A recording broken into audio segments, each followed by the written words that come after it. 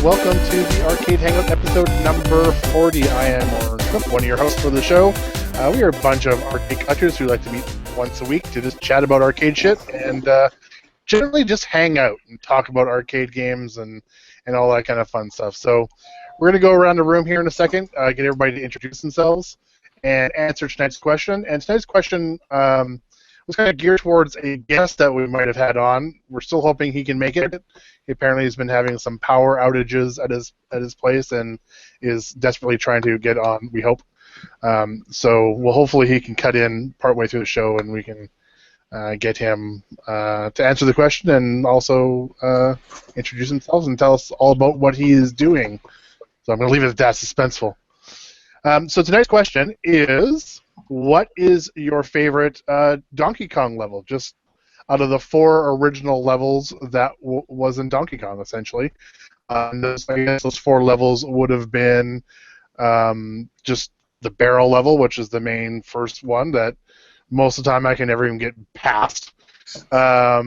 Rivets, conveyors, and then elevators.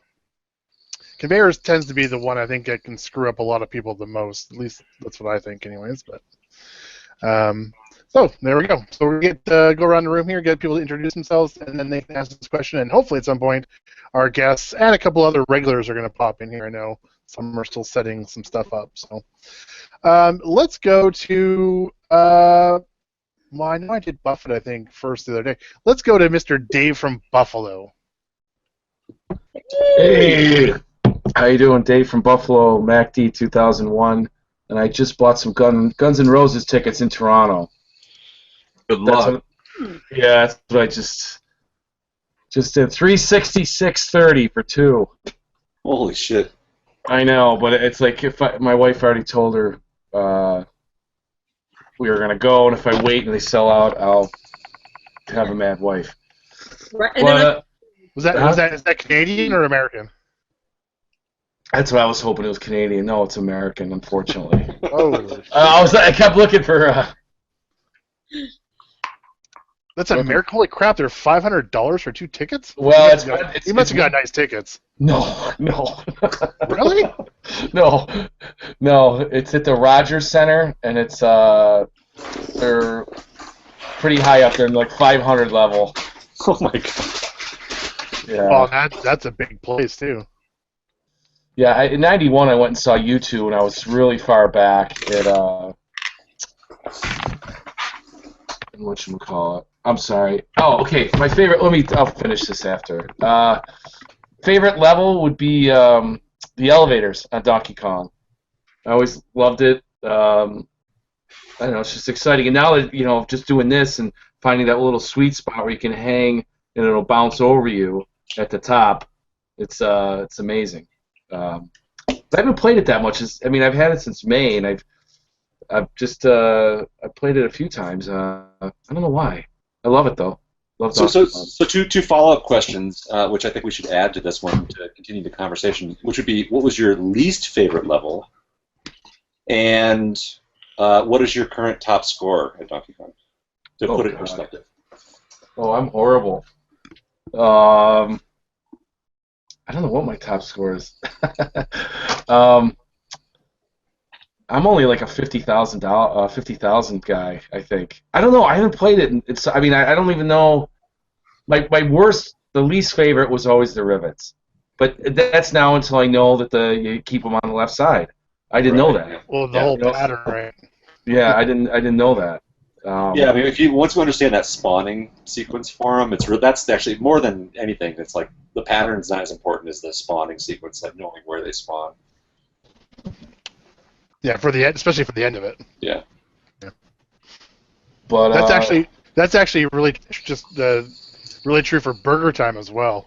If you really know where the things spawn on Burger Time, it really helps as well. Interesting. I don't know Burger Time that well. I know Burger Time for like how to get him to chase you. Just right. So some of the patterns for that, but I've never spent enough time with it like to notice their spawn points. Well, they also, and if they ride the burgers and stuff down, they actually regenerate from the bottom where where the burger was. Yep, I knew that. And if you squish them, they actually come out from the sides, and there's certain ways they come out. So there's patterns to how they come out from the sides if you squish them. Yeah. Oh, see, I didn't know. I knew they came from the bottom when you wrote them down, but I didn't know about the sides. Interesting. Sorry, Dave. No, it's okay. It's all good. But yeah, that's about it for Donkey Kong. The elevator's my favorite, 100%, and it's my favorite game, even though I suck at it. I like the look of the cabinet. I loved it as a kid. ColecoVision, I couldn't wait to play it when I got it. And the whole King of Kong thing, whatever. I think it just looks great. And I haven't done anything with mine. It's still got the stupid Wickle joystick on it, but my 3-year-old son loves it. He doesn't know what he's doing, but he can climb a ladder and grab the hammer. So he has to play it every day. But So two things. One thing, do you need a joystick for that? I have one that somebody gave me, but I haven't installed it yet. And well, you know what is? Why do you have extras? I assume. Well, from the Red Tent restoration, so those are the same as the Donkey Kong joysticks, except they have the 8-way restrictors on them. So if you had 4-way restrictors, then you could swap them in and you'd be good. Well, I didn't have, the wiring harness was kind of hacked up because it was a little hacked up because they just soldered it right onto the Wicco. And I just bought off of Clav, I bought a new control panel wiring harness and another Donkey Kong wiring harness. Right. So, because I'm like, I'll buy it because, it's like easier for me. But, yeah, I got to do that. In fact, the guy gave it to me last year at Brofest, Mike O'Neill. Was that the guy who you said smacking John in the nuts, I think? Oh, yeah, Mike. Yeah. Oh. Yeah. He was a great guy. We were shooting the shit in the bar at a Fun Spot for forever. And then I mentioned I just got the Donkey Kong and it doesn't have a joystick. And the next day he brought the joystick. Speaking of which, Brofest, remember the one question we had about what would be a pinball or if money was no object or something, and I chose Black Knight 2000? Yeah. So last year when I was playing Black Knight 2000, a local guy, we were both playing, I'm like, man, I used to be good at this. And like the right flipper, it wasn't powerful enough to get up the ramp. Yeah, which you have to be able to do in that game. Yeah. So about 2 weeks ago, I emailed Gary at ACAM and said, hey, Black Knight's was my favorite game growing up, and just said me and a local were playing it there, and we both made notice that the flippers weren't powerful enough to get up the ramp, and if there's any way you could put it on the to-do list before Brofest this year, I would really appreciate it because I want to play it. And then a week later, he emailed me back and he says, Dave, we just did it today. Awesome. That's good news because Black Knight 2000 is like one of my first favorite pinball machines. Yeah, me too. It's kind of like I didn't really play pinball at all. There wasn't many at Putt Putt. It was just total arcades, and they had a couple, and that was one of them. Yeah. But besides that, I can't tell you one pinball I played growing up besides that one. Yeah, that's actually the pinball machine that the first pinball machine I ever played that I learned the rules on. And so it's like the game just like changes completely. As opposed to just keeping the ball in play, it's like, oh, you shoot here and then you hit the drawbridge and how to light up the war lights and stuff like that to the flippers control the lights and you can drop it through the unlit one and that's and that does that and exactly. Multi-ball, oh my god, and then the ransom, lighting the ransom thing. Yeah, and how about the loops? Like I remember getting 21 loops or more. Like, and I had a crowd behind me. I was like, wow, 16, thinking I'm the man. Because, you can do it. Hey, come here. No. Uh-oh. You don't have to be on camera. No, I'm good. Come here. No, I'm good. I bought them. I already did. They're right here. I was going to give you the printout. She's yelling at me to buy the Guns N' Roses tickets now. Here. There you go. $366. Oh, look right there. Look on the TV. You want to say hi real quick? No, thanks. No, okay. All right. Oh, come on. She's smiling now. She just came down and got the printout. All right. You're welcome. So that's great news about BK2K. We gotta put a little group together and we should play that game. Oh yes. I mean, I was horrible at it last year because I'm like, man, this isn't. I mean, the guy I was playing with, he did really well without even being able to get up that ramp. It was ridiculous. Like we were both dead center, and it was just rolling down. What section are we? We're section 532. Yeah, row 23. Alright. What can I say? She's an Axl Rose fan. Oh my god. All right, so actually, and then the last question was, what's your least favorite level on Donkey Kong? The rivets, because I didn't know the pattern. Sorry, Yeah. yeah. My bad. That would be it. So let's pass it along to how about you, Andrew? Oh yeah. Yeah. So 34K and Claw, YouTube.com/thebitbar. Donkey Kong. So my favorite level is the barrel board.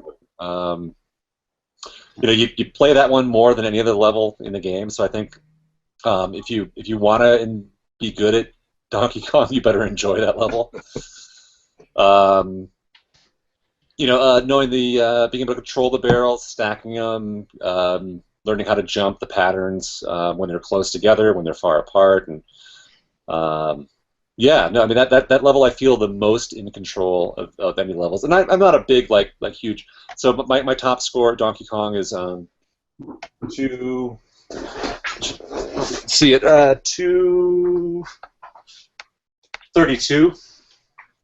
So 232,200.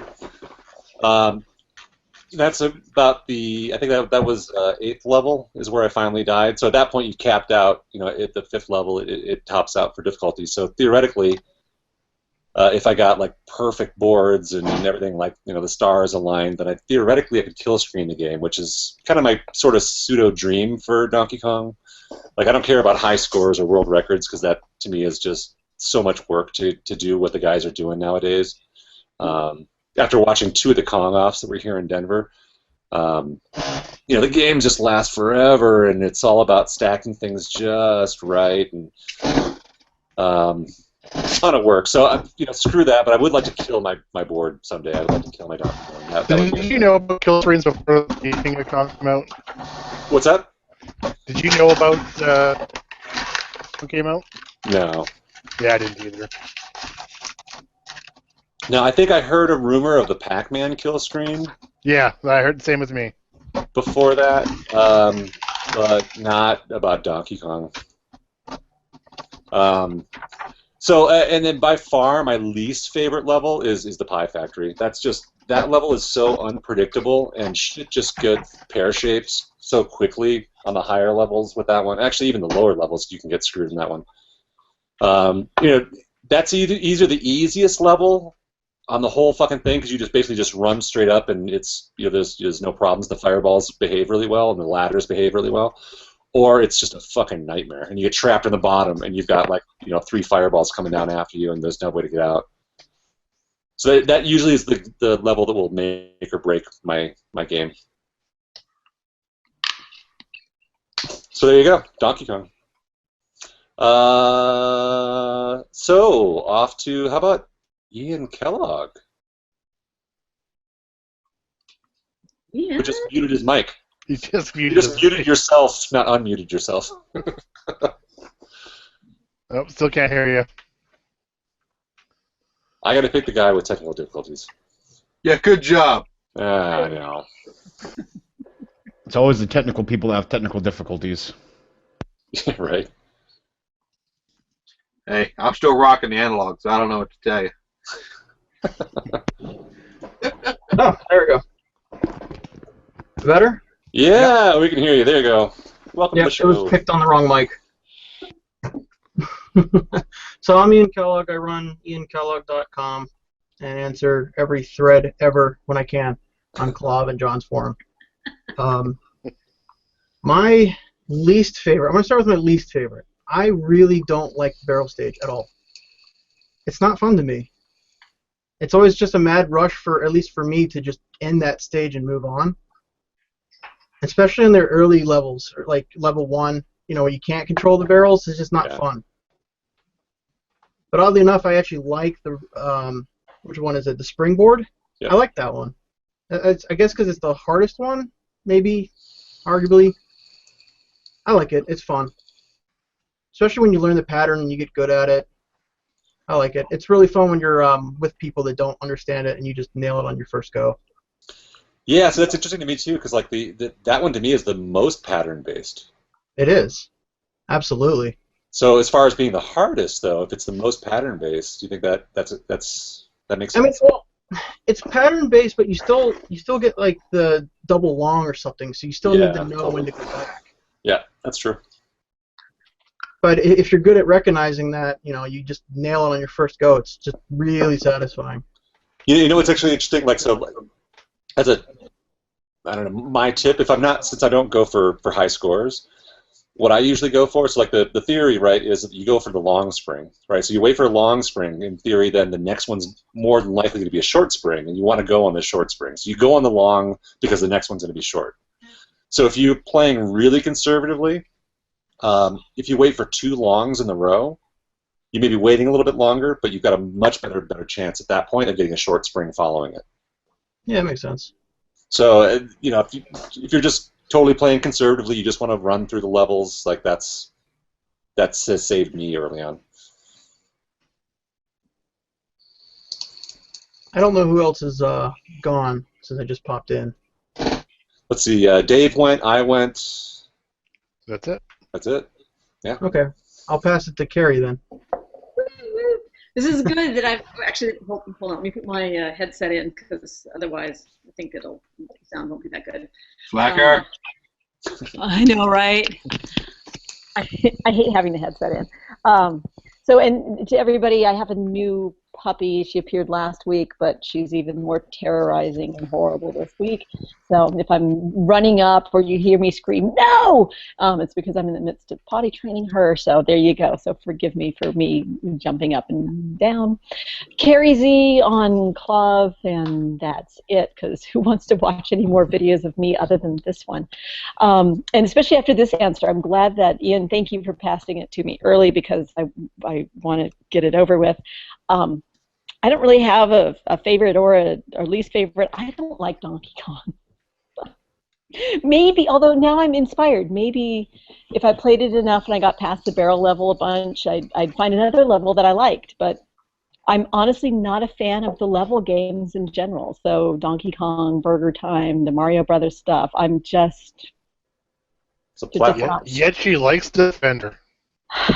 Yes, exactly. I like Defender, but not, the platforms, not so much, not my thing. So I can't, I don't know. I start to play. I love the music. I love the images, but not a fan. I can go into the deep psychological reasons why, but really, who cares? So I will pass it on. I will pass it on to Buffett. Oh, goodness. Yeah. I'm in the same boat. If I had to pick a level to be the rivets, otherwise, funk them all. Did you say funk them all? Yeah, funk them all. Nice. But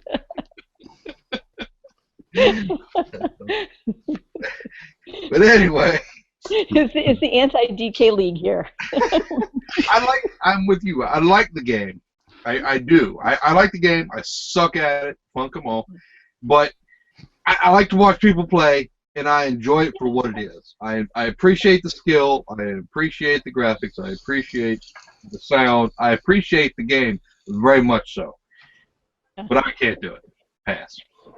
I like that. That's a great way to put it, Buffett, and that really captures exactly. Like, it's a great game for other people to play, and I root you all on. Absolutely. I love a good Donkey Kong player. I have a lot of respect for him. Believe you me, 'cause that game is Lord. So I will pass. Carrie, is there a relation to the weight of a cabinet and your like for it? I would say no, because I really like my missile command. And it's a cabaret, and I think that's a lot of fun. Although it's funny that you mentioned that, because actually most of my games are really exceedingly heavy. Yeah. And surprisingly, iRobot. Like, you would think it's not that heavy because it's skinny. My but God. that thing, you're right. Oh my Lord. It's awfully heavy. Yeah. Yeah. Are Donkey Kongs are a little more on the light side? I haven't. Oh, they're crazy light. Yeah, they're super light. I'll move Donkey Kong's Nintendo cabinets all day long. Oh hell yeah! That and Wizard of Wars, those are really light too. Oh yeah, especially the plywood Nintendo cabinets. Those things are just nothing. Yeah. Wow. Gyro's cool to move. The Rockola games are cool to move. Yeah. Yeah, absolutely. Even Frogger, if you want to get into the heavier small cabinets, is cool to move. But, pass on some of those. Yeah, that's what I was wondering. Because I was like, well, wait a second. She's got a lot of heavy games, and Yeah, and it's funny. I'm not a big fan of Frogger either. Oh, hey, actually, Defender's an easy one to move too. Yeah, Defender's not bad. That's true. I've only moved it to once. it's a little Yeah, it's bulky, a though, plywood. so. I'm the same way. I don't mind the Williams games either. They're fairly light. I don't mind them either. Yeah. I can actually deadlift some of the Williams games. So, Oh wow. yeah. Just Can I wrap speak my of around. that? Huh? Buffett deadlifts the Williams game. Yeah. We gotta get that on video some week. I think that sounds like a show title right there. Just don't step on your beard while you're doing so. No, that would hurt. That could be a hairy situation. Oh. That's usually enough for Carrie, those puns. Come on. Right. But Chris, Sorry, Carrie. You can get the next one. Yeah. No, I appreciate your Oh, hi, appreciation. puppy. Oh. Just fuck it. Yeah. The back of the couch. Yeah, pretty much. She's my daughter says she's the puppy with no boundaries, and it's true. She actually really likes hanging out on top of my Tempest cocktail. We'll go over there, right? I've snapped a few pictures of that. As my daughter says, dogs on arcade games is funny. Kinda not. Sounds like a new Instagram account. Yes, actually, it does. So, but anyway, but to introduce myself, why not? Woohoo! Buffet on KLOV. thearcadebuffet.com. Visit my site. I fix monitors, sell cat kits, all that good stuff. So if you need them fixed, send them on in. I'll get her done. So, YouTube channel is something or another. Can't remember. Check it. It's on my website. Go there and find it, or click my signature on KLOV. But it's all there. So I believe it's the Arcade Buffet, isn't it? what's that? Is it not the Arcade Buffet on YouTube? I don't know. Let me look. I don't even know. I don't. And you post more videos on YouTube than all of us combined. You do, yeah. It says I think Buffett Caveman. Oh, that's right. Yeah, you had two of them. Yeah, Buffett Arcade Man. yeah. That's the one I post all the videos on. So yeah, I got a couple fixed over the last couple days, so that's been good. Yep. Oh, but yeah, I wish I could remember all these things. But that's why it auto signs in, so I don't have to. I don't even know what my sign in is. I have no clue. Yeah, So if we didn't have auto sign in, I probably wouldn't be able to go to 3/4 of the websites I go to. Or apps or anything. It's like crazy. I've been slowly putting together a notepad with the pertinent information. So I need to keep on it so I don't forget what's going on. Because I've been making new accounts with Molex and other places and stuff, and I'll never remember everything. So, it's terrible. Getting old sucks.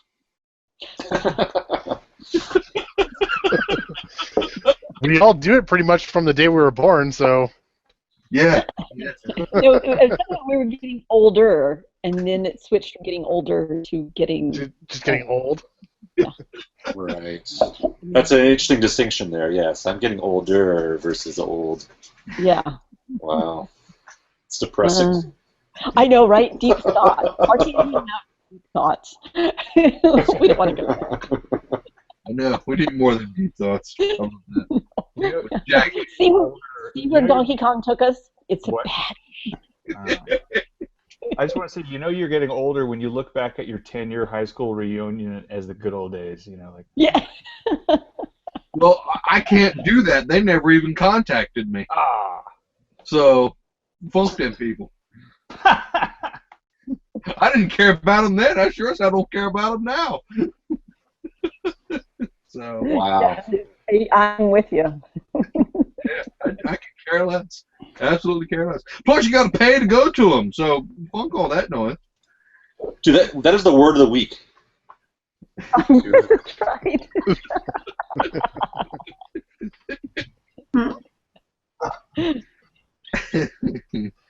So, yeah, I'll pass on them. If they want to invite me to the 30th or something, they'll have to give me a free pass, since how they didn't contact me for the first couple. So, but I doubt that's going to happen because I'd probably eat more than my share anyway. You would make good use of the buffet. Oh, I would make nice. good use of the buffet. It was funny. I was out with my girlfriend and her daughter a week or so ago, and we went to the buffet there at the Shoney's. And after about the second hour, her daughter, asked if I was done eating yet, and her girlfriend was like, "No, he'll let us know when he's done." And about 3 hours later, she asked again, "Is he done eating yet?" And she's like, "No, he'll let us know." So, yeah, I got How many all-you-can-eat buffets have you been kicked out of? 3. Oh. That is true. I've been kicked out of 3. No joke. I would almost pay for tickets to see that happen. Right?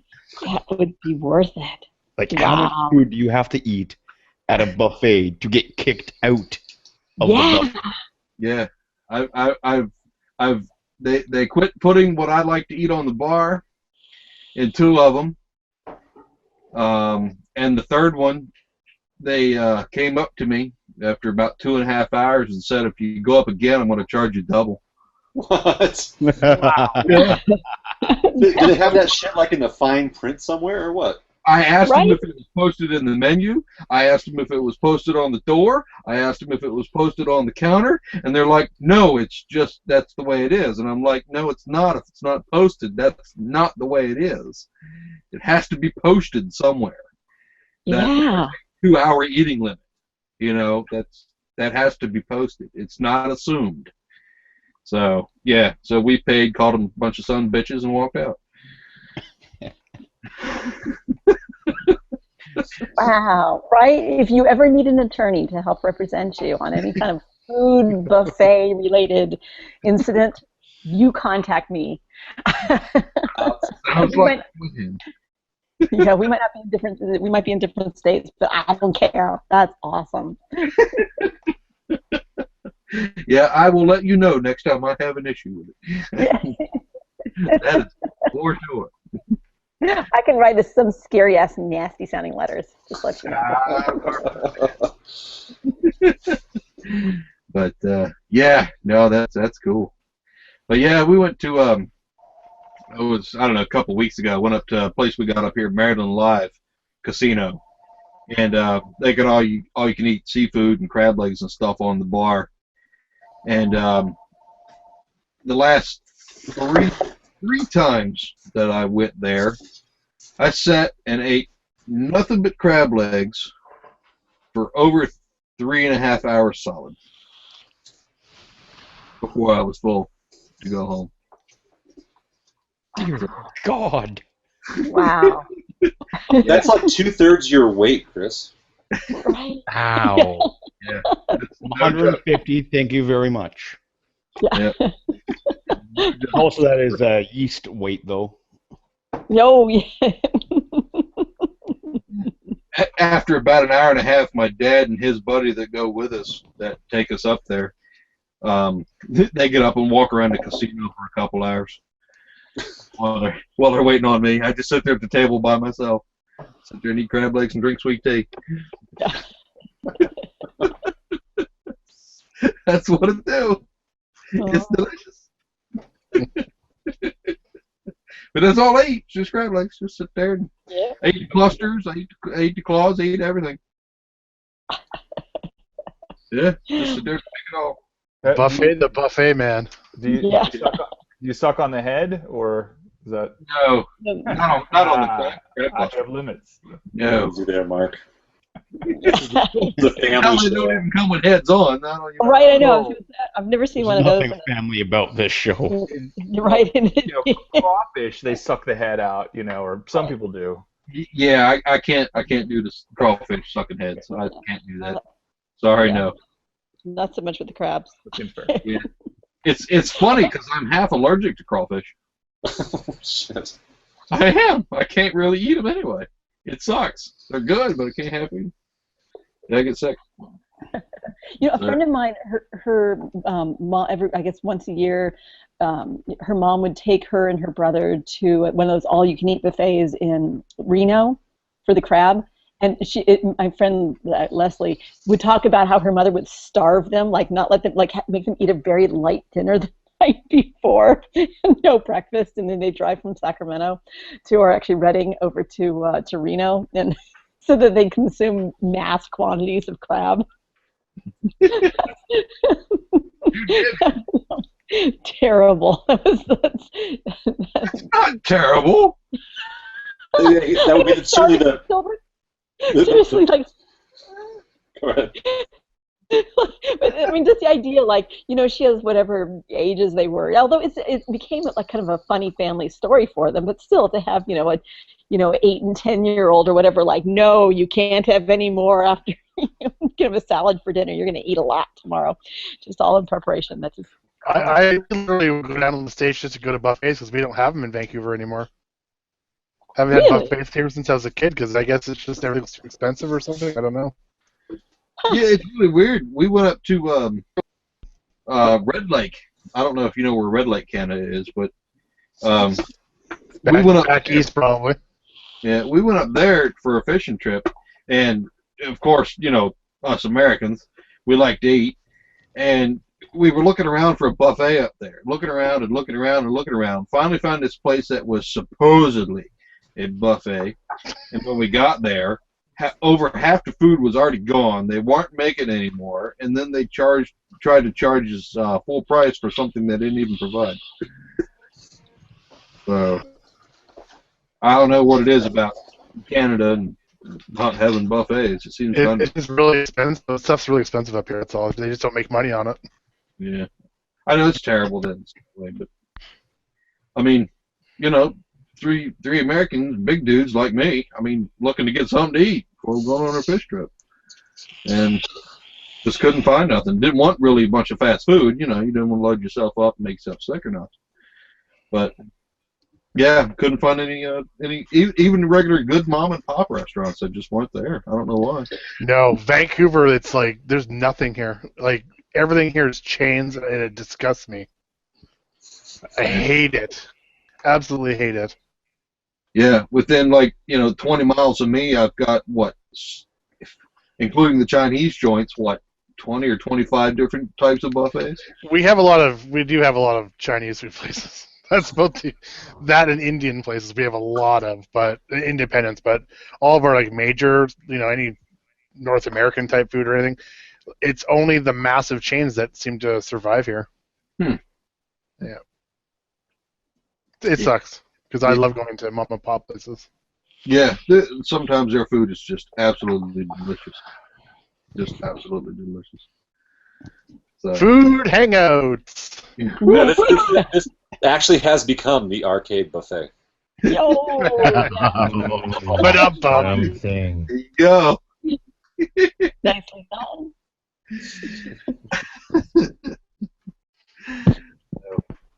But yeah, Orange, you'll have to come down here to the DC area and whatnot, and we'll go have some good food. Anybody Okay. come Well, I've been to Vegas a few times, so I know what buffets are like. Yeah, I think I've been there 24, 25 times, Vegas. right. Oh, wow. Yeah. I got married Yeah. there. It's more times than I've been to Vegas. My dinner was at the Bellagio buffet for my There you wedding. go. Yeah. You beat that. Yeah, if anybody wants to come out here, hit me up, man, because we'll go out and get something good to eat.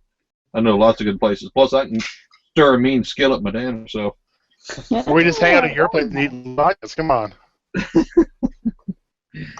Yeah. Between me and Pop, man, dude, Lord, that dude can cook. Whew. Man, I'm surprised I'm skinny. Well, I'm not skinny, but Wait, what? I'm surprised they don't weigh 200 pounds, because that dude can cook. Oh. So, I don't know. It's funny. Mom's since passed, and my sister got married, and she's moved out. And it's funny because he still cooks for 4, expects me to eat all of the remaining stuff, so there's no leftovers, and then he cooks something else like the next night, and wonders why I haven't finished off all the leftovers from the 2 nights before. I'm like, and then he wants me to lose weight on top of it. I'm like, dude, boy, why don't you eat something more than 2 days a week? Two times a week. So I don't have to eat it all. But it's good. I can't complain. So he can cook. So, it's just funny. Here, eat all this, but lose weight at the same time. Oh. So I am conflicted.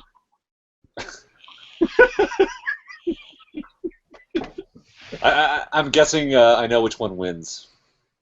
What's that? Not the losing weight one. Yeah, probably.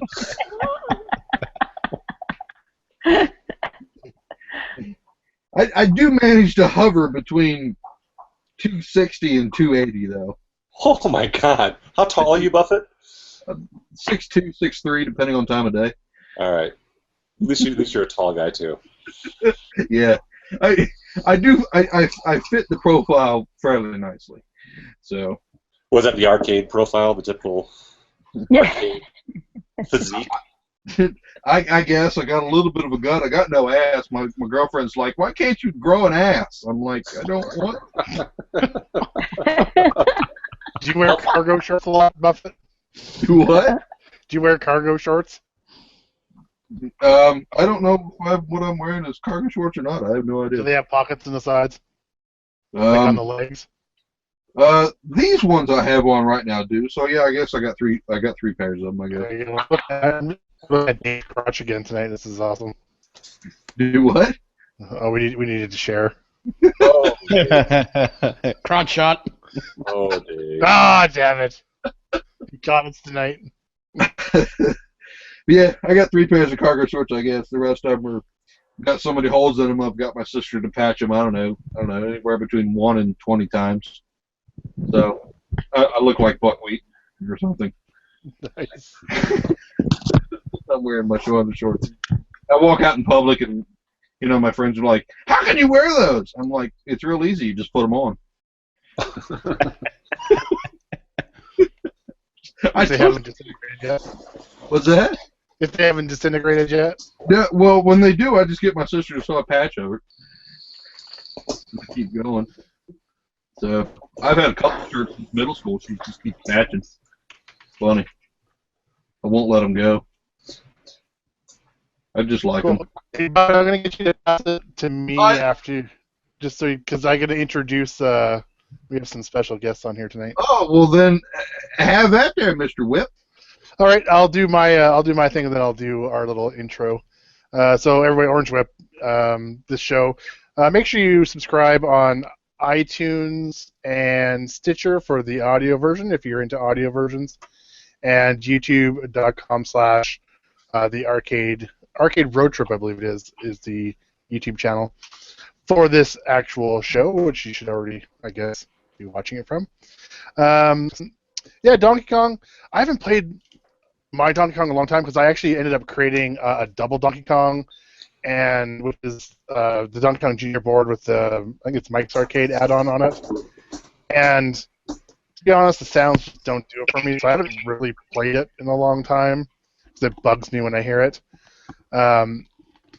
So I don't know what my score is. I'm going to think I'm probably under 100,000, but I'm probably up there somewhere around 100,000. My favorite level is by far the barrels. That's just Donkey Kong to me.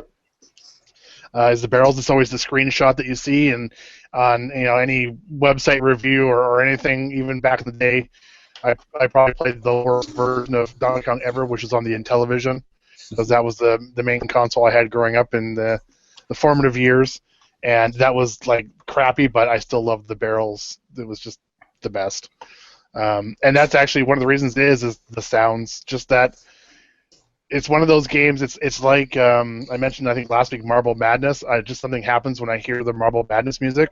Something happens to me when I hear the original Donkey Kong on the first level and the walking sounds and all that. I just basically just get chills when I hear that. So that's my favorite. My least favorite would be the Pie Factory. So I'm similar to Andrew on this.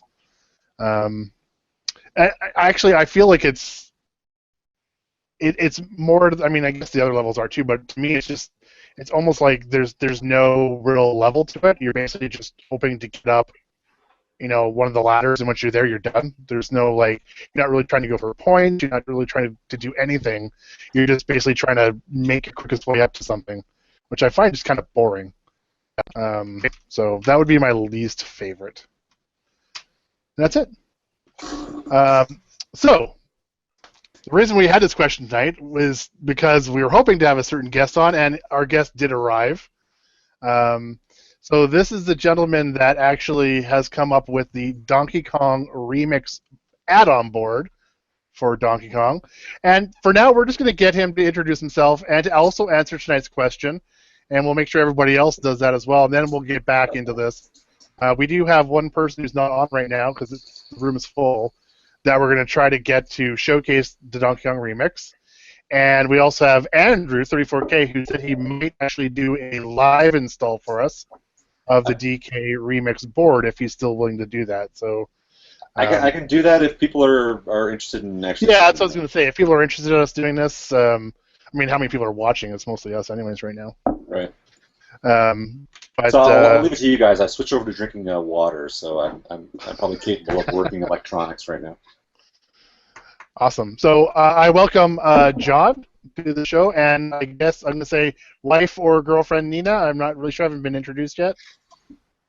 So welcome, you guys. Can you hear? Do you have mics going? You're muted. I think you're muted. Oh. No, it shouldn't be muted anymore. Yep, nope, we can hear you now. Good.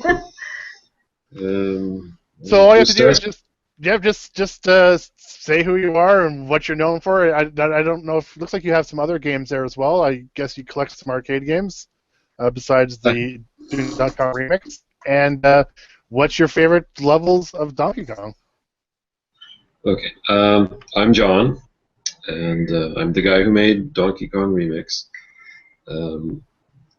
What I'm famous for, mostly in the Coco community, that's the Tandy color computer.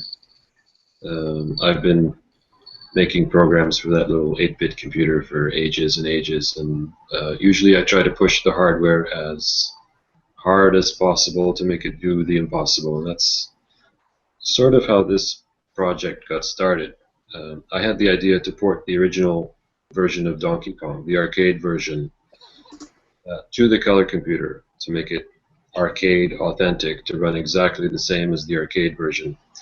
But on the Coco, it doesn't have sprites or even tile graphics or sound chip, nor even the same CPU as the arcade. So to do this, I have to translate all the original code into 6809 and then write some really, really fast software routines to simulate sprites and sound. And so I got a game, that was in 2007. Was there a game for it originally? A Donkey Kong on it? There was a clone. It was called Donkey King. and that was way back in '82 or something like that. It was pretty good, roughly comparable to the ColecoVision in quality. So it wasn't like the television one. That was a piece of junk. No, the Intellivision one is like special. Yeah. Yeah, I was a special kid growing up, I guess. Both the Atari 2600 and the Intellivision ones. I think Coleco deliberately mangled them just to make their ColecoVision look better. Because they could have done much better. Yeah, I think that was the consensus after it all happened, was that it was sabotage. Yeah. So after I did Donkey Kong, well, it was a really difficult thing to pull off. And then I got busy, and so last year I decided I'm going to revisit the project and try to improve on it to make it run smoother and better, take out some of the glitches. While I was at that, doing that, I kind of got carried away, and I started changing things around and adding things here and there, and then that resulted in brand new levels and some new ideas being thrown into it. And so that came out last summer, and people think it's really cool, but it didn't really catch on that much. I don't know. This is it here, right? Sorry? If you look at your screen, this is it here? Yeah. So it's pretty much the same game, but it's 6 Wow, and months. this is all running on the Tandy? Yeah. Wow, that's crazy good. There's a YouTube video, and it sounds like Donkey Kong and plays like Donkey Kong. The frame rate's not perfect, but most of the time it can manage 30 frames per second, unless there's a ton of things on the screen. Then after I did this, I decided, why not try to port that right back to the arcade? And when I did that, I decided, well, I'm going to try to improve on it some more and refine the gameplay a little bit. The Coco version's a little bit rougher. It's missing a few things compared to the arcade version. Like, it doesn't have the jumping hammers, and it's not as well balanced, so it's tougher. So I rearranged the order of the levels, and I changed the things to make it more balanced.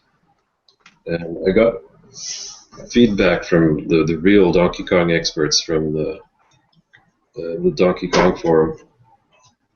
So they kind of latched onto this project, and they were very enthusiastic about it. So all the feedback I got from them went in the game, and now I think it's it's balanced, it's fair, as fair as Donkey Kong can be. I know Donkey Kong is a little unfair. No, that's a challenge.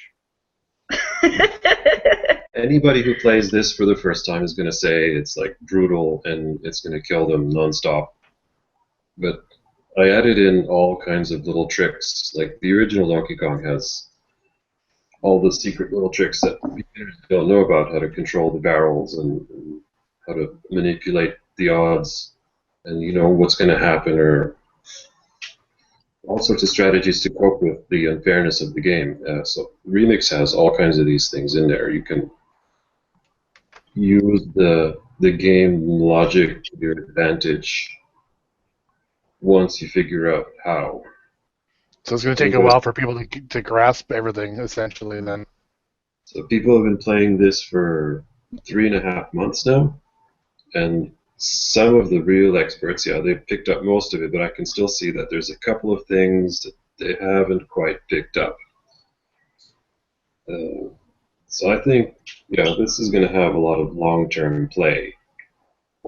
It's not really harder. It seems like it's harder than Donkey Kong, but it's pretty much the same difficulty as the original game. It's just different for everybody. We're not used to it yet. Yeah, it's got some new things, and you have to. It's like a brand new game, and you have to.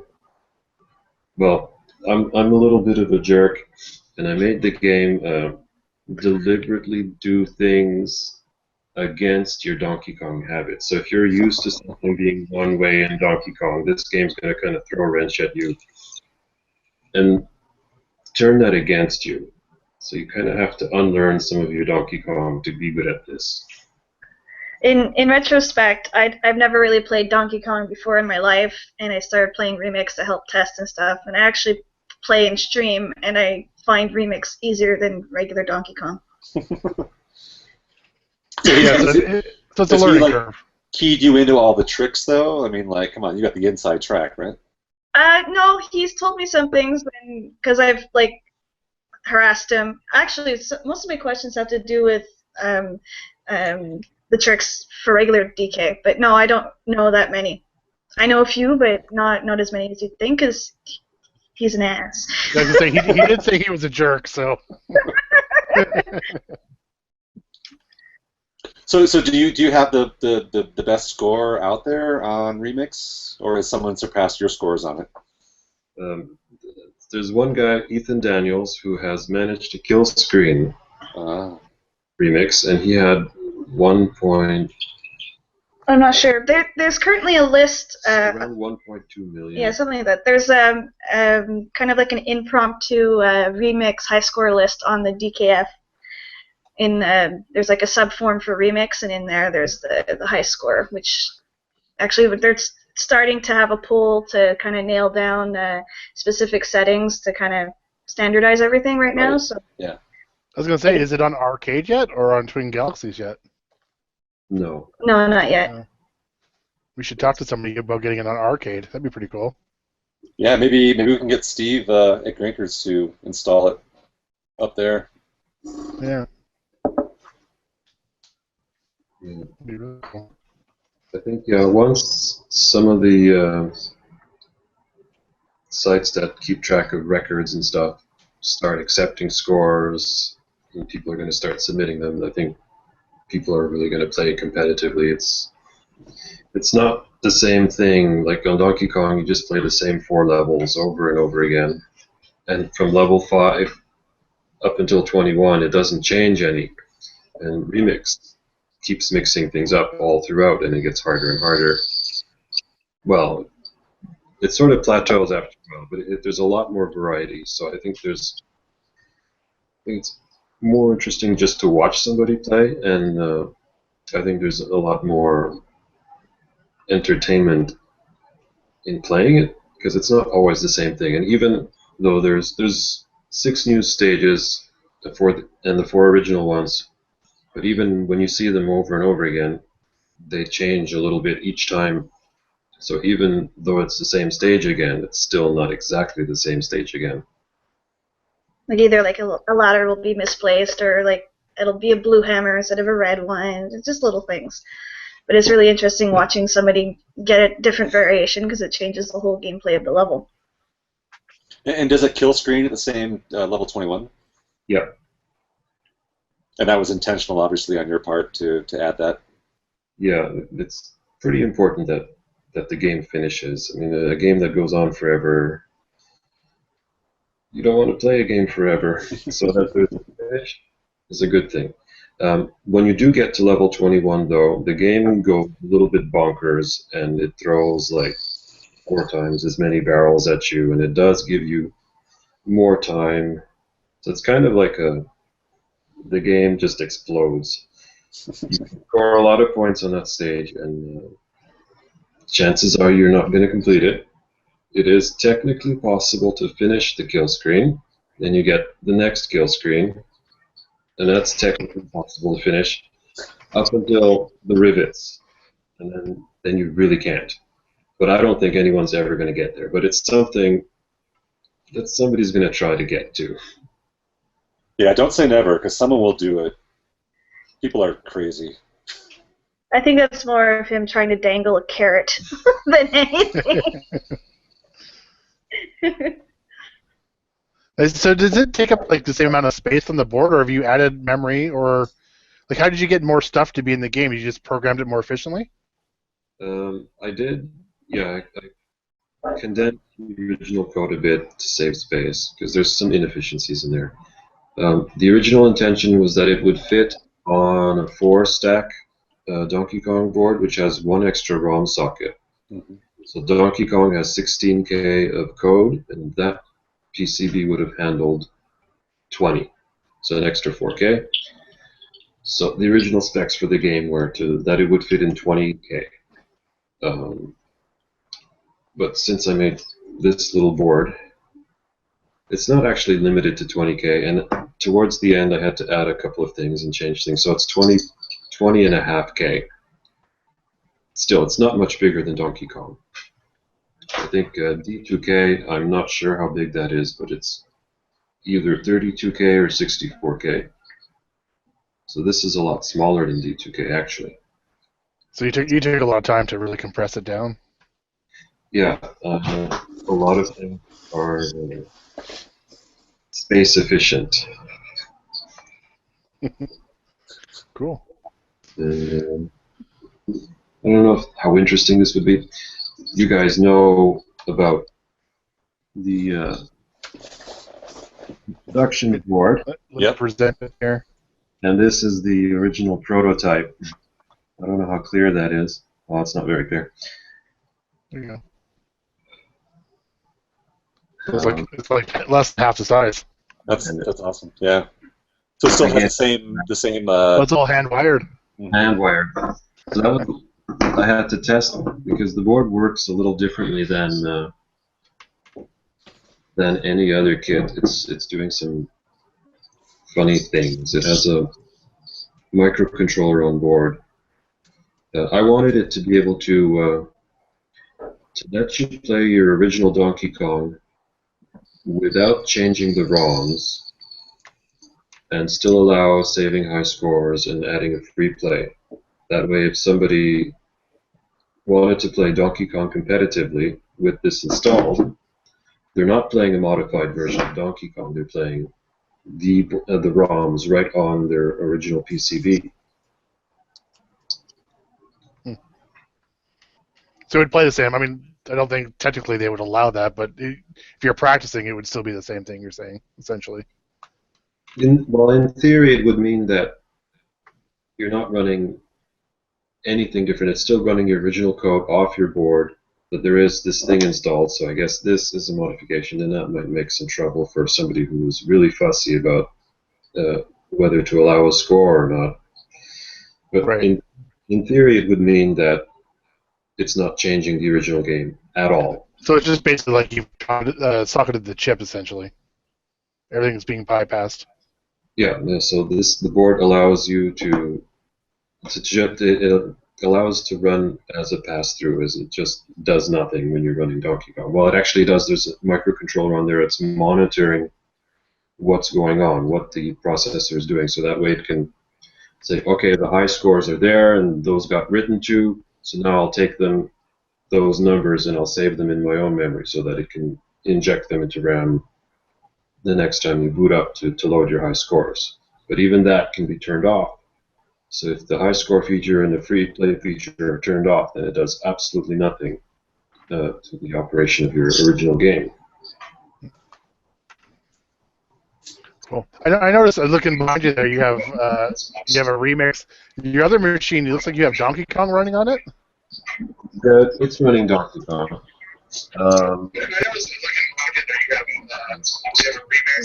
Jack? Jack, here, I'll mute him. I don't know, but it's when USA formerly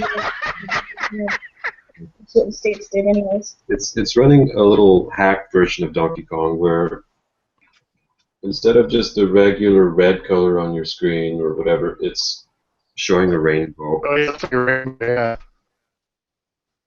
It's just a color hack. So I'm just curious, why would you not have Donkey Kong on your Donkey Kong remix instead of a separate machine? Well, Donkey Kong is in here. Okay. Well, it would have to be, right? Yeah. There's the deranged, and there's the original, and back to remix. Nice. So is the other one an original Donkey Kong as well, original board, or is it a? No, the second machine is actually, it's just the PC in there. Okay, it's not in your cabinet. What's actually the board in there actually is Ghosts and Goblins, but I'm bypassing that right now. It's just running off a PC. Awesome. Okay, do you want to answer tonight's question, and then maybe we'll pass it on to some other people, and we'll come back to you guys. And I know Gak, I think, just showed up. In did he leave again? Or no, he's still here. He has it installed on his machine as well. And Andrew was the one that was going to maybe do a live install to show people how it installs super easy. So the question tonight was just, what are your favorite original Donkey Kong levels?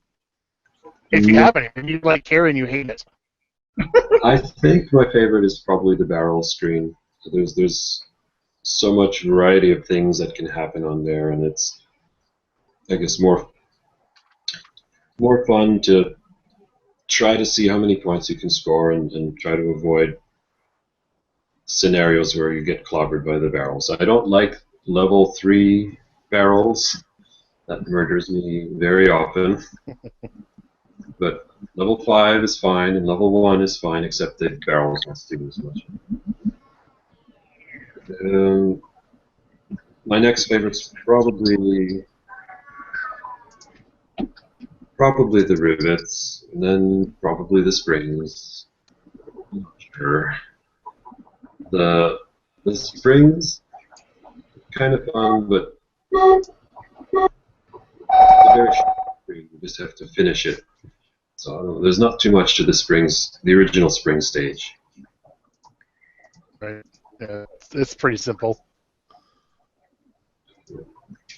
So do you actually prefer your DK remix over the original one? I take it you do. Yeah, I'm biased, but really, yeah. You play remix for a while, and then you go back to DK, and it seems kind of like there's something missing. Right.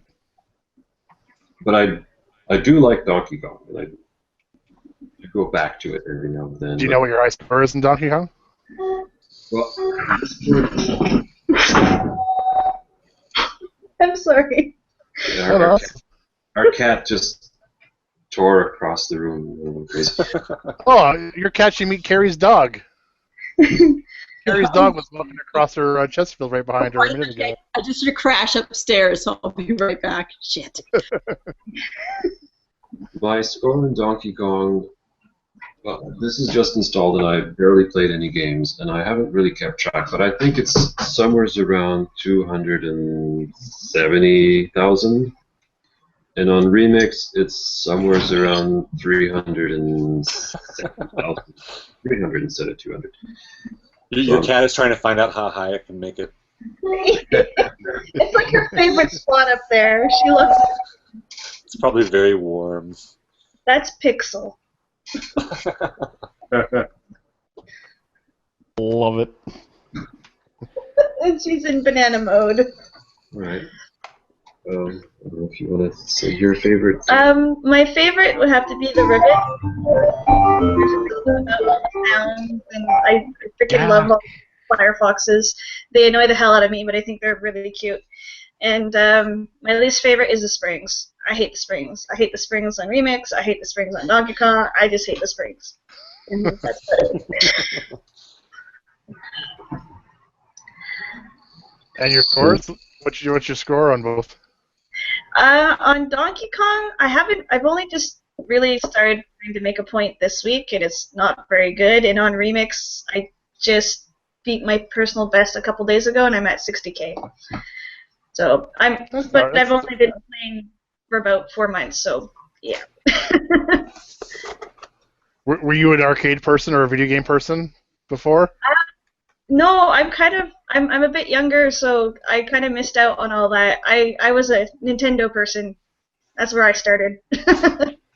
So I don't know. I have a thing for pinball machines, and you sound just like my wife. My wife owns 3 pinball machines. And so yeah, I've kind of meshed on that. So now I'm kind of getting into arcade games and stuff, but I'm really not that good at the retro games. They are more difficult than newer games, that's for sure. Oh, definitely. But like I kind of have a soft spot for Robotron, even though it like kicks my ass, and Tetris, and now I'm kind of giving Donkey Kong a chance because before I'm like, well, this game's just boring. And you kind of have to now, right? Yes, all summer he was trying to get me to play test, and I'm like, no, you're just gonna laugh at me because I suck so bad, and eventually he got me testing, and now I'm actually playing I want to try to break a 6-digit score so I could submit something that's not half so bad. And so the addiction starts. It starts. Yeah. So you guys are I just want to tout it because it's cool. You guys are fellow Canadians. Yes. Yeah. Woo! We hail There's a few of us on here. I'm in Vancouver. Seabart's wow. Seabart's in Ottawa. Okay. You guys are in Montreal, is that correct? No, we're actually in rural Quebec, like southern rural Quebec. Our village is like 130 people. Small town. Really in the middle of nowhere. And that's why our internet is crap. Yeah. Way crap. It seems to be fine right now, so. Luckily, it's holding out. Yeah, but like when you first messaged us, it had been down for 2 hours. My wife just told me we're having a huge windstorm and lightning storm here too. I'm in my basement, so I'm hoping mine stays up even tonight. It might go down at some point. Generator and backup battery. Yeah. Where would you All right, like? well, let's move it on to get everybody else to answer the question of the day, and then we'll come back and maybe throw some more questions your way. And it looks like Gak, the man in the red shirt there, has finally arrived, and he is the one who has DK Remix up and running as well. Awesome. So maybe he can tell you his thoughts and maybe ask for some tips and tricks that you were mentioning. The anti-Donkey Kong stuff you're being a jerk about. Maybe he'll take some of that into account and get a good score for us or something. I can do that. Sure. I'd like to hear everybody. Cool, yeah, so I'll pass it on because you might not know everybody yet. So let's go to Jim Bodini and get him to answer tonight's question and introduce himself. I am the wrong person for this question. Carrie and Buffett basically both said they don't like Donkey Kong, so that's totally fine. If one fell into my lap, I would probably hold on to it, but yeah, I mean, iconic-wise, the barrels, but I'm going to go against everyone else and say I'm going with the pie level, because whoever heard of killer pies? and that just brings a smile to my face, just on the surface. So you can die by a pie. I like that. You'd like John's flaming pie hack. It's hilarious. All the pies are on fire. They'll get you. Flame on. So yeah, pies it is, because it's different from everything else in that game, and people hate it, so I love it. And what would be your least favorite then? The barrels? The spring level. Okay. That just looks annoying. Yeah. And you know your score? No, because I don't remember the last time I actually played the arcade game. I could probably recall a 2600 terrible game before I could recall an arcade game. I honestly, yeah, I remember having borrowing the Coleco game for the 2600 from my uncle and thinking that was the best thing ever. Little did I know that was absolutely terrible. But I never played the arcade version, so I didn't know what I was missing until I got into this hobby. Right. Well, you are a little younger, right? So. I am, but I played Donkey Kong Jr. in the arcades, but I don't recall seeing regular Donkey Kongs, which is really weird. And I played Popeye, I played all these other games, but they probably were all converted by that point. Maybe, yeah. Yeah, it was a pretty big game to get converted, that's for sure. Yeah, well, I mean, my DK Jr. that I have now was, it was I've told that story, but it was a Frankenstein. It was in a Donkey Kong cabinet with a Donkey Kong Jr. board and Donkey Kong 3 artwork. So it was just a clusterfuck. But you know, it is what it is. Now, if I went back to that, I think I probably still would have went the same route. But anyways, I digress. Who hasn't gone yet? I need to pass it off to someone. Lots of us. I'm How about Gak? Gak, yeah, Gak. Gak, come back. Back, Gacky. Gak, I muted you, Gak, so you have to unmute yourself there. Is he even listening to us? All right. There he goes. Gak. Yep, Yeah, we can hear you, sorry sir. about that, So my Jimmy. Popeye is right next door to the Donkey Kong, so that's probably the one making all the noise. I just unplugged it. Pole position too. Paul was the Yeah, as that well. one's back there making some noise too. Not as bad though, I think. But yeah, so I gotta say hello to John there up in Canada. I contacted you maybe a couple months ago.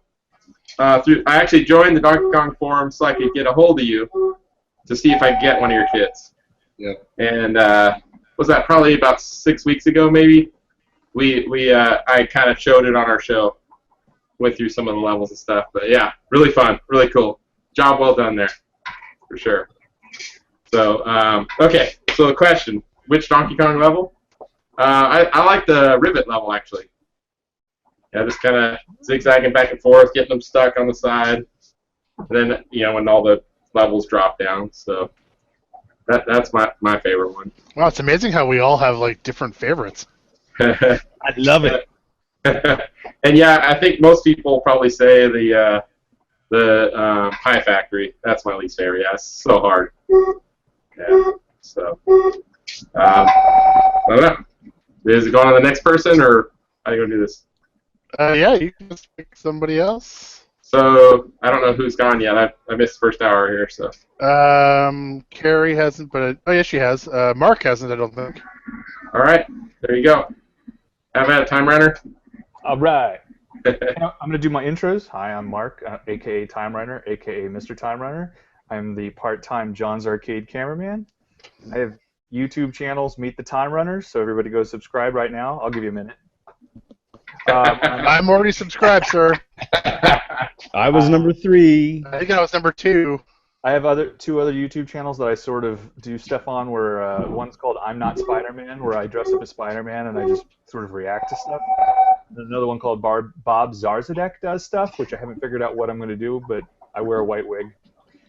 On the internet, I'm timemachinerental.com for all your time traveling needs, and also Uncle Rico's Van for all your time traveling needs. Pretty much.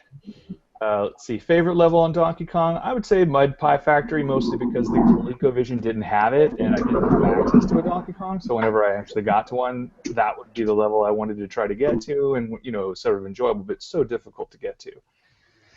And least favorite, probably the barrel level, because that's usually the one where I die a lot. And, was there another question? Wait, I think that's it. Score. Oh, best score. I would say not that great. I mean, because I usually die before I get to the mud pie level. I'm saying about 80,000, but I don't keep an official tally. That way, so I don't feel so depressed. I think I'm around the same area. It's probably higher than that. Yeah. I think 100,000 is one of those plateaus that you have to make it over. Right. Yeah. I definitely haven't. I don't think I've done that. Usually, if I just don't bother with hammers and just jump over rivets and don't bother with fireball, then I can get to where I want to go. But the score is just very anemic. It's probably the first time I ever met Steve Wiebe, because he's in the Seattle area. Went to the Seattle show, and we asked him to do a showcase on point pressing and stuff like that on Donkey Kong. And he actually used my friend's Donkey Kong machine in the end and signed it and everything, which was pretty cool. But literally, he started and he's talking while he's playing the game. And I swear, he wasn't up there for 5 to 7 minutes, and he already had like 130,000 points. I was like, what the fuck? I couldn't believe it. I was like, okay, it takes me like forever, like maybe playing for like 4 months to even try to get close to 80 or 100,000. It was crazy how quickly he got there. Well, I hope at my first fun spot, aka Brofest, I will be able to sort of hover over people and learn some tricks. Yeah, So- well, see, I don't know. I don't think a lot of people played mini games other than the ones that were in the tournament, unless it's in the tournament. Are you trying to tell us something? Official John's Arcade cameraman?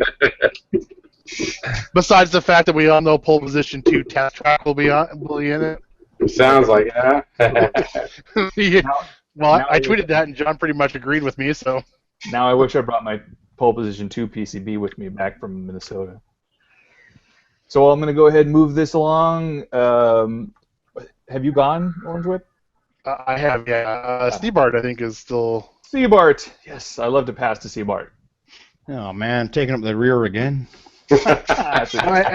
Sorry, Chris, just for a quick second. Looks like Andrew is actually installing... Ooh, you gotta plug her in, huh? Yeah, he's going to do it. So, let me Yeah, just quickly... I got to remove. I've got D2K on here, so I got to remove that one first. Is that No, you're not gonna double stack it, huh? Not for the purposes of this show. Yeah. 2-board PCB? It is a 2-board stack. Yeah. This is my original. Sorry, this is Sam's original 5-slot red Donkey Kong. I have the 4-board stack, but it's on the shelf because I wanted to add these things and not deal with adding a new socket to that board. So. Well, if it's truly the original Donkey Kong, it should have a ladder cheat too, right? No, this is actually the 5 slots are a weird in between. Huh. So they were after the ladder cheat. Okay. The 5 slots are the I guess the least common of the reds. But yeah. We do enjoy the double stack once in a while, though, Andrew. So feel free to double stack that bad boy if you want to. Good to know there, Brad. Thank you. So I'm just actually installing the DK remix right here. Purdy. And what number you got there? Well, I am number 39. I'm much to my chagrin, I'm not 34. Yeah. I think I told you I was like number 33 or something. Yeah, nope. So 39 here. Oh, they're actually all labeled with the number? Hand labeled, yes. Yeah. So how many people we got left to answer? Because I got stuff I want to talk about too with this. Are they actually all hand built? All hand built? Hand built. Yeah. I think we're at 124 now, so hearing numbers in the 30s Nice. is like kind of a bit crazy. Yeah. Nice. Did you guys have an estimate of what you thought would sell? Do you think 100? We didn't think we'd sell the first 75. Right. Well, I don't think really that many. It hasn't really been that public, you know. No, it's still mostly Just on the forums. Nobody's. I mean, I saw a little tidbit on Facebook, I think, and it wasn't even on the arcade version. It was what John had developed on the console, and I was like, whoa, what is that? You know, but I think I'm actually curious because I noticed, John, your join date on Killer List of Video Games. Had you even heard of Killer List of Video Games before you did this? Forum? The website? I've heard, yeah. But I really had there's some sort of obstacle to joining or something. You have to. Oh, that's right. Yeah, you have to donate a couple dollars. Yeah, you have to donate a couple bucks, or you have to get referred by somebody else now. Yeah, so that kind of, if you're just a guy and he was curious and he wants to, post something and then it says, nope, you can't, then I just turned around. Right. I wonder how many people that actually happens to. Because a lot of people are surprised. Like, I think it was like 6 months ago we were all talking about, how this is a small group of people who collect arcade games and stuff. But really, there's over 20,000 members on Clov. And I mean, how many people aren't on it, and how many people actually what? And how many people actually walk away from it because of the whole sign-up thing now? And how many people are on BYOC too? Like there must be thousands and thousands on there. I'm sure there's some crossover, but Billions. it's. I mean, it's one of the reasons the prices are going up too, like crazy. There's so many people doing this stuff now. I think. Well, I'm done, by the way. Oh, It's those damn new kids. It's That's all why the booted up prices and are up. everything. So it all installed okay, Andrew? Yeah, easy as can be. Actually, installed easier than D2K. Yeah. Nice. Andrew, I'm so happy that you have all your games on and you're in your garage and It feels you're in so. that cute little outfit. So I'm just not going to change anything and just save and exit. I noticed your DK board is missing its ROMs. So this Yeah, will be you notice that? an interesting test because this It's a thing's supposed ghost to board. run your original ROMs on the PCB. So if you try switching to DK and there's no ROMs, it's not going to run any game at all. It's probably just going to crash. Find out in a minute. Yeah. Yeah. Trial by cabinet fire?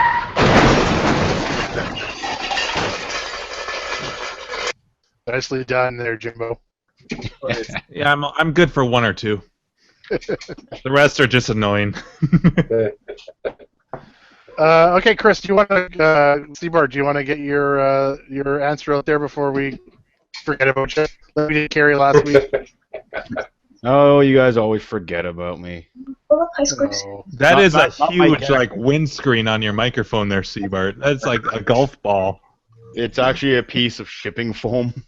Like, you know, the big 1 by 1 foot squares are like 1.25 inches thick. It's actually a You're piece so of that. creative. Did you think your peas were popping a little too much, or what? Possibly. Are they popping? Possibly. No, not popping now. Okay, good. It's also a bit of a spit You- guard. That's what she said. You're not popping. Oh, so nice. Weak. Oh. Anyway. Seabert 1987 on Twitter, Clove. What's that other one? YouTube. Everything except Facebook, because that shit sucks. No face Yes. balls. Carrie would have reminded me if I didn't say it. I totally would have reminded you. I know that you're gonna change your mind. I'll be your first friend. I have a Catfish Seabart account I created if anybody wants to see. Yes. A Yeah. what? What? Nothing? Catfish? She's got a puppy. Yeah. Yes. I just adopted her about a week and a half ago. She's awful. Aw. Right. She's so And- pretty. Dog number 3 in my household, so it's not like I was. I feel like I should just have a dog barking behind that sound effect that automatically plays. No, we like to see Carrie and Gak do the dog barks. Yeah. Especially Gak. Oh, she's awful. All right, so I'm going to finish really quick so we can talk more about puppies. You don't have to finish. Barking. Yeah. Most of the time I end up finishing quick. That's what happens to the best of us. You are a young kid. She said. Yeah, but normally I'm good for 2, though. If I finish quick, I'm good for 2. Nice. Wow. I'm going to hell. Well, our dog heard the bell and now she's looking for who's at the door. That'd be a good title for the show. I'm going to hell. We're all going to hell. I've had a seat reserved for me since '87. Come on. Yeah. That's right. I'm going to have I'll to buy go. when you get there. Yeah. Save me a seat. I'm going to have to go with the barrel board. It's the only one I was able to get. Well, the only one I was able to complete and maim without dying 3 times in a row. Were you going to say the only one you could get to? Because it kind of starts off in that level. Yeah, exactly.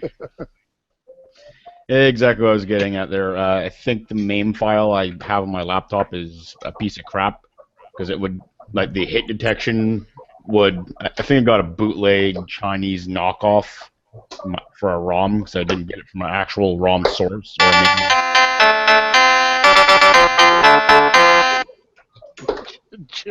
little loud, Jim. Little loud. Yes. That actually might be me. I think I turned Jim up earlier because his mic was a little low. So. Oh, so it's your fault. No, just tonight. When in doubt, blame Jim. I mean, generally, Donkey Kong plays pretty good in MAME. It's usually just the sounds that aren't emulated properly, right?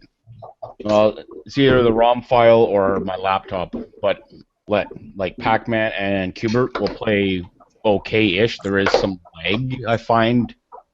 But I think it's my piece of crap laptop. It's from 2007, so it's old. Cool. Did you say worst level? That was the only level I managed to get to. But There you go. yeah, there's So, my answer. Fuck all the rest of them. Yeah. Well, I think what we'll have to do is we'll have to just go to. But I think what I'll do sometime this week or maybe next week is I'll just go to Targ because they have it on a 16.1 board. So I'll play it there and have a better answer next week. How's that sound? There you go. And they have a couple new games in last week, so I gotta go check them out. Cool. And do you know your score? I mean, I guess it's not going to be very high. Oh, not high at all. I can guarantee you that. 5,000, something like that? Hey, Andrew, do you always play on your knees? Yeah. Having some going on here. He does all his best work on his Do you knees.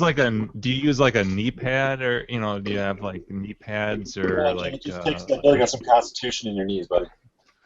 Holy shit, we got 3 separate people playing Donkey Kong Remix right now. It's crazy. That's got to be a record, or at least a first. No, I'm actually having some really interesting issues with this board. So, first off, it won't save my settings. So if I switch everything over to free play, it's not saving. Now I'm stuck in deranged with it in upside down. Why is it upside down? Technical support.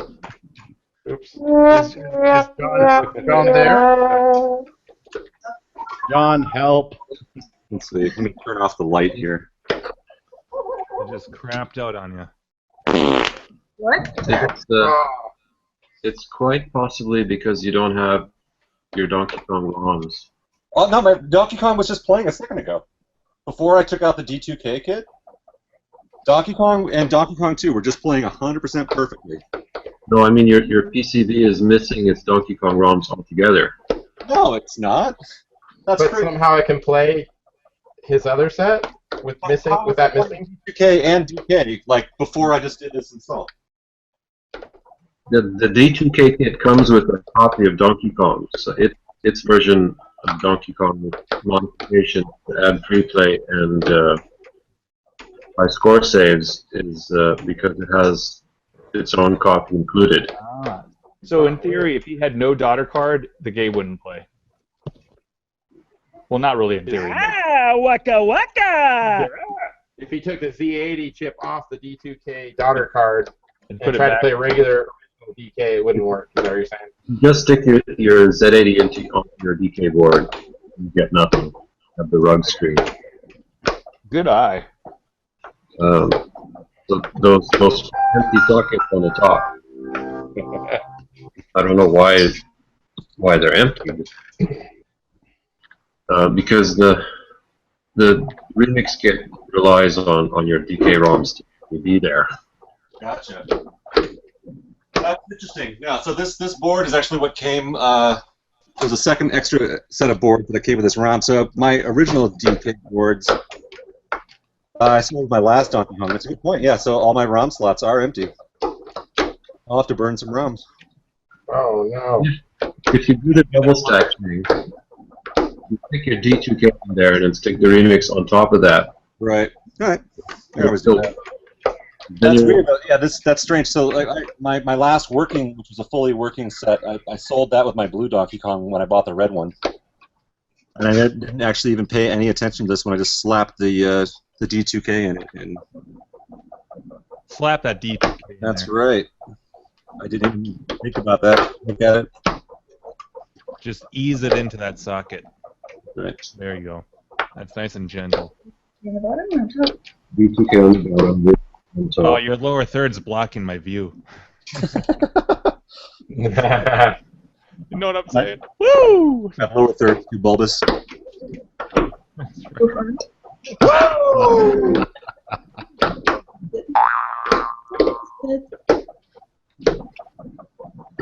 So, John, I don't know if they've discussed this with you or not, but have you happened to be in contact with the high score save guy that does the online web posting of the scores?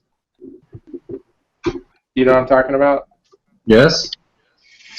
'Cause it seems to be what a lot of people are talking about now too, is getting doing the online posting of scores or whatever. But I don't know if you had happened to be in contact with them, because they have a one that works for Donkey Kong and has the D2K and the Pauline kit, I guess, on it. I haven't been talking with them. So there's no plan to get Remix onto that board. I see. Yeah, because it'd probably be a little bit of a hassle trying to get the, I guess, release the ROMs and make sure you're getting, some kind of compensation for it, right? It gets complicated, and the hardware is different, and Remix is programmed to use this hardware, so I would have to make a different version of Remix to handle their memory and mapping and hardware. I see. Yeah, awesome though. I mean, so you, I didn't quite catch. When did you actually start working on this? About a year ago, maybe? Yeah, it's coming up to the year anniversary of when I started on this. Just not this time last year. Okay. And I'm sure you've already, I think you even commented on it on the thread on KLV, where people are saying you should do that with a DK Junior. Yeah, I've seen that, and there's like about a dozen posts that racked up real. I haven't got around to answering. Yeah, I'm taking notes, and eventually I do plan to make a junior remix. But yeah, that'd be awesome. It's gonna take a long time, but it'd be cool. Yeah, for sure. Yeah. Yeah, I mean, anything that kind of adds, let's say, new life to these old games just kind of makes it a, additional fun, Everybody always wants the original, but it's cool to be able to mix it up a little, So really remix it a little. There you go. Yeah.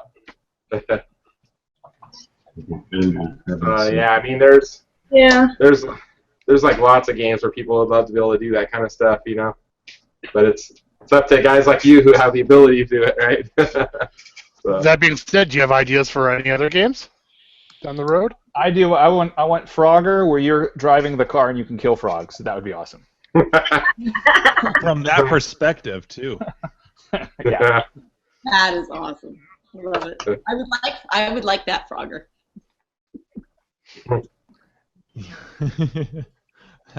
Yeah, you're just driving a car, all of a sudden.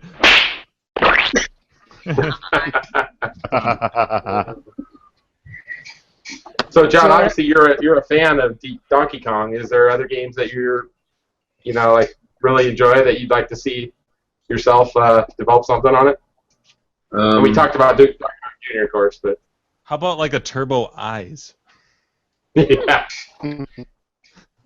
For the 6 owners out there that own them. you can make it a little more difficult so that I don't know, you can't develop a pattern of any sort. Like Miss Eyes, like Miss Pac-Man. Yes. Miss Potatoes. Mrs. Potato. My protege, my apprentice, Evank, is making progress. He just posted he broke 411 on potatoes. I mean I eyes. saw that. Cool. That's pretty good. There's actually a Eyes cocktail for sale up this way, Jim. What? Yeah. Does it have the artwork? Yeah, I think so. I don't know. I mean, I don't know what it's supposed to look like, but there is a little Eyes graphic on it. Yeah, that's kind of badass. Here, let me see. It's not that expensive either, I don't think. Let me see if I can find it for y'all. Y'all. So I'm curious about what board did that upside down stuff happen? Like the freezing happened on Andrews. Because he could actually play Donkey Kong? I don't know if Andrew can hear I me. think or that's not. what he said. I think what John explained is that the D2K kit has the ROMs built into it so they're no longer needed on the board. So they're missing on the board. But once he pulled the D2K kit off, it removed those ROMs, so it didn't work. So Andrew wasn't able to play anything? I thought he was able to play something. I was playing Remix. You were? Yeah. He was playing Gravix. Okay. So Remix works And I fine, wasn't invited. But Deranged when you didn't? go into regular DK, it didn't work. Right. What about Deranged? Deranged seemed like it was working. Oh, okay. Well, actually, I don't know about that. I didn't actually play it. So then, Andrew, that makes me wonder if you stack it. If you stack Remix on top of the D2K. So I just did that. Okay. Was it a 2-player and jump to switch? I think you just hold jump. From Remix, you hold jump, and it'll switch. It'll go to Deranged, and then to D2K. And from D2K, it's the both player start buttons to switch to DK. I know D2K. What's the switch for Remix? Just hold down the jump button. Not from. It doesn't work from in game. It only works from attack mode. Oh, from attack mode. Okay.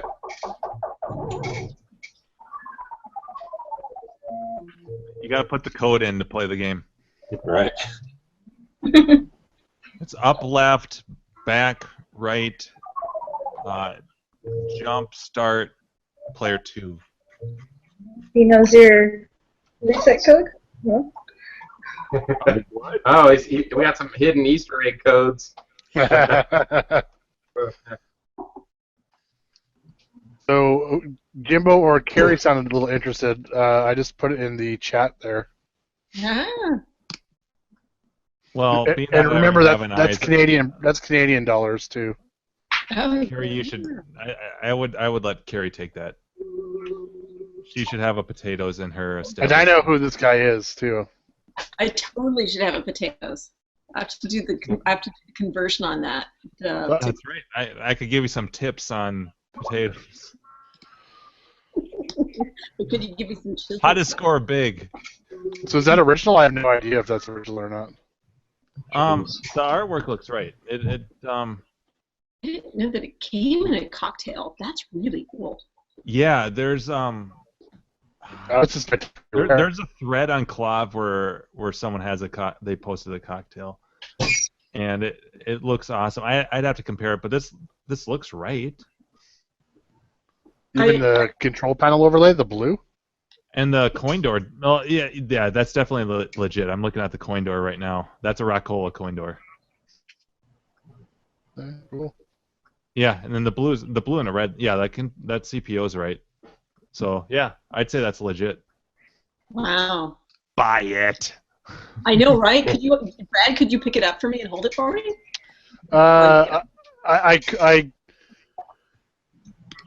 Yeah, I probably wouldn't. I wouldn't be able to for a little while. He's like 6 hours away from me. It's like what? Yeah, but you drive across the whole country. 6 hours, but I go up that way in the spring/summer. Actually, this guy was actually down here this past weekend. Oh wow. I know who he is. He might be coming down again. I can always just ask him. What is 500 Canadian in the U.S.? Probably about 300, 350. No, our dollar's gone back up again. Has it? It's 375. Oil prices are going up, so our dollar goes up. Doing the math. Yeah, I would do that. If you could hold on to it for me. I mean, I can't get up there that quickly. Okay, I'll message him. It's 391, Carrie. Yes, we have the same Google calculator. Good thing is, 392 was your max, right? If you picked like a week or two ago, it would probably have been 325. I don't want to hear that. Our dollars jumped back up quite a bit in the last couple of weeks. Maybe he'd give it a little bit less for a friend, which clearly you are. So, Carrie, I know you had a little thread where you're talking about you're going to Salt Lake City to do the trade out, right? So I think I mentioned this last week. I was like, there's a game there, I think. I couldn't remember. It was Slither. And so I got in touch with the guy, and he was saying he's looking for trades, but I'm like, what trades are you looking for? And his number one was Star Wars. And I'm thinking, Star Wars? That's to me, worth way more than Slither. And so then I kept asking him, I'm like, well, what kind of cash value you put on it? And then I wound up texting him today. And what would you guys guess a Slither to be worth? I don't know, but I have a Star Wars for sale. Slippery 300. No. A working one in 7 out of 10 condition. You never see them for sale. Slither? I was thinking. Go ahead. 350 maybe? 450? Yeah, I was thinking 400-ish, right? And because he wouldn't tell me a price, so I said that, and he replies back, and he's all, I've had several offers on KLV for $1,500. I'm like, holy shit! That game is worth that much.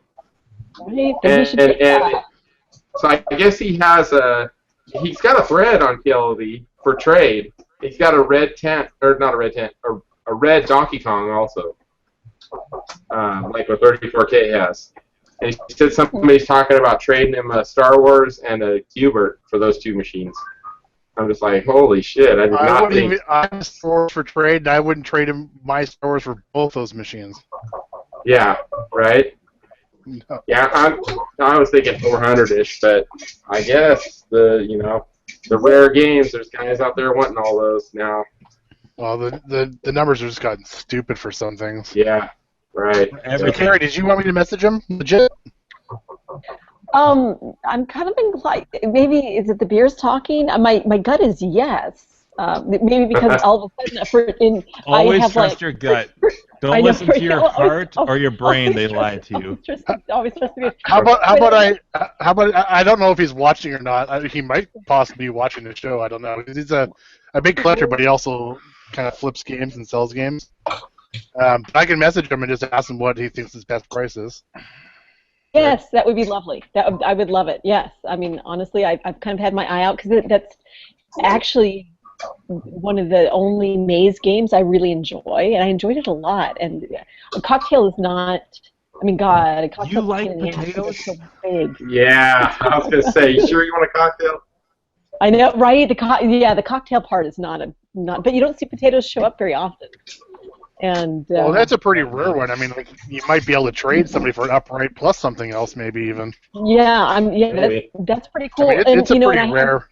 And I'm moving and my little puppy likes sitting on top of cocktails, and I'm moving a pin out very soon. So, heaven forbid I have any room in the garage for. Well, it doesn't hurt to ask how much he wants for it.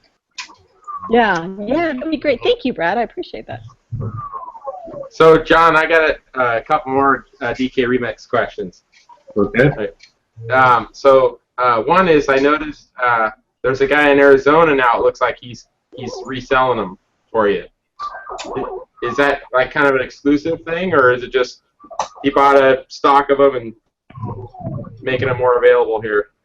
Some resellers have come to me, and yeah. He's the first one. Okay. Well, anything to get it in more hands out there, right? That's cool. Basically, the name is cheaper and faster for people to get it. Cool. And then the other thing I saw, go ahead.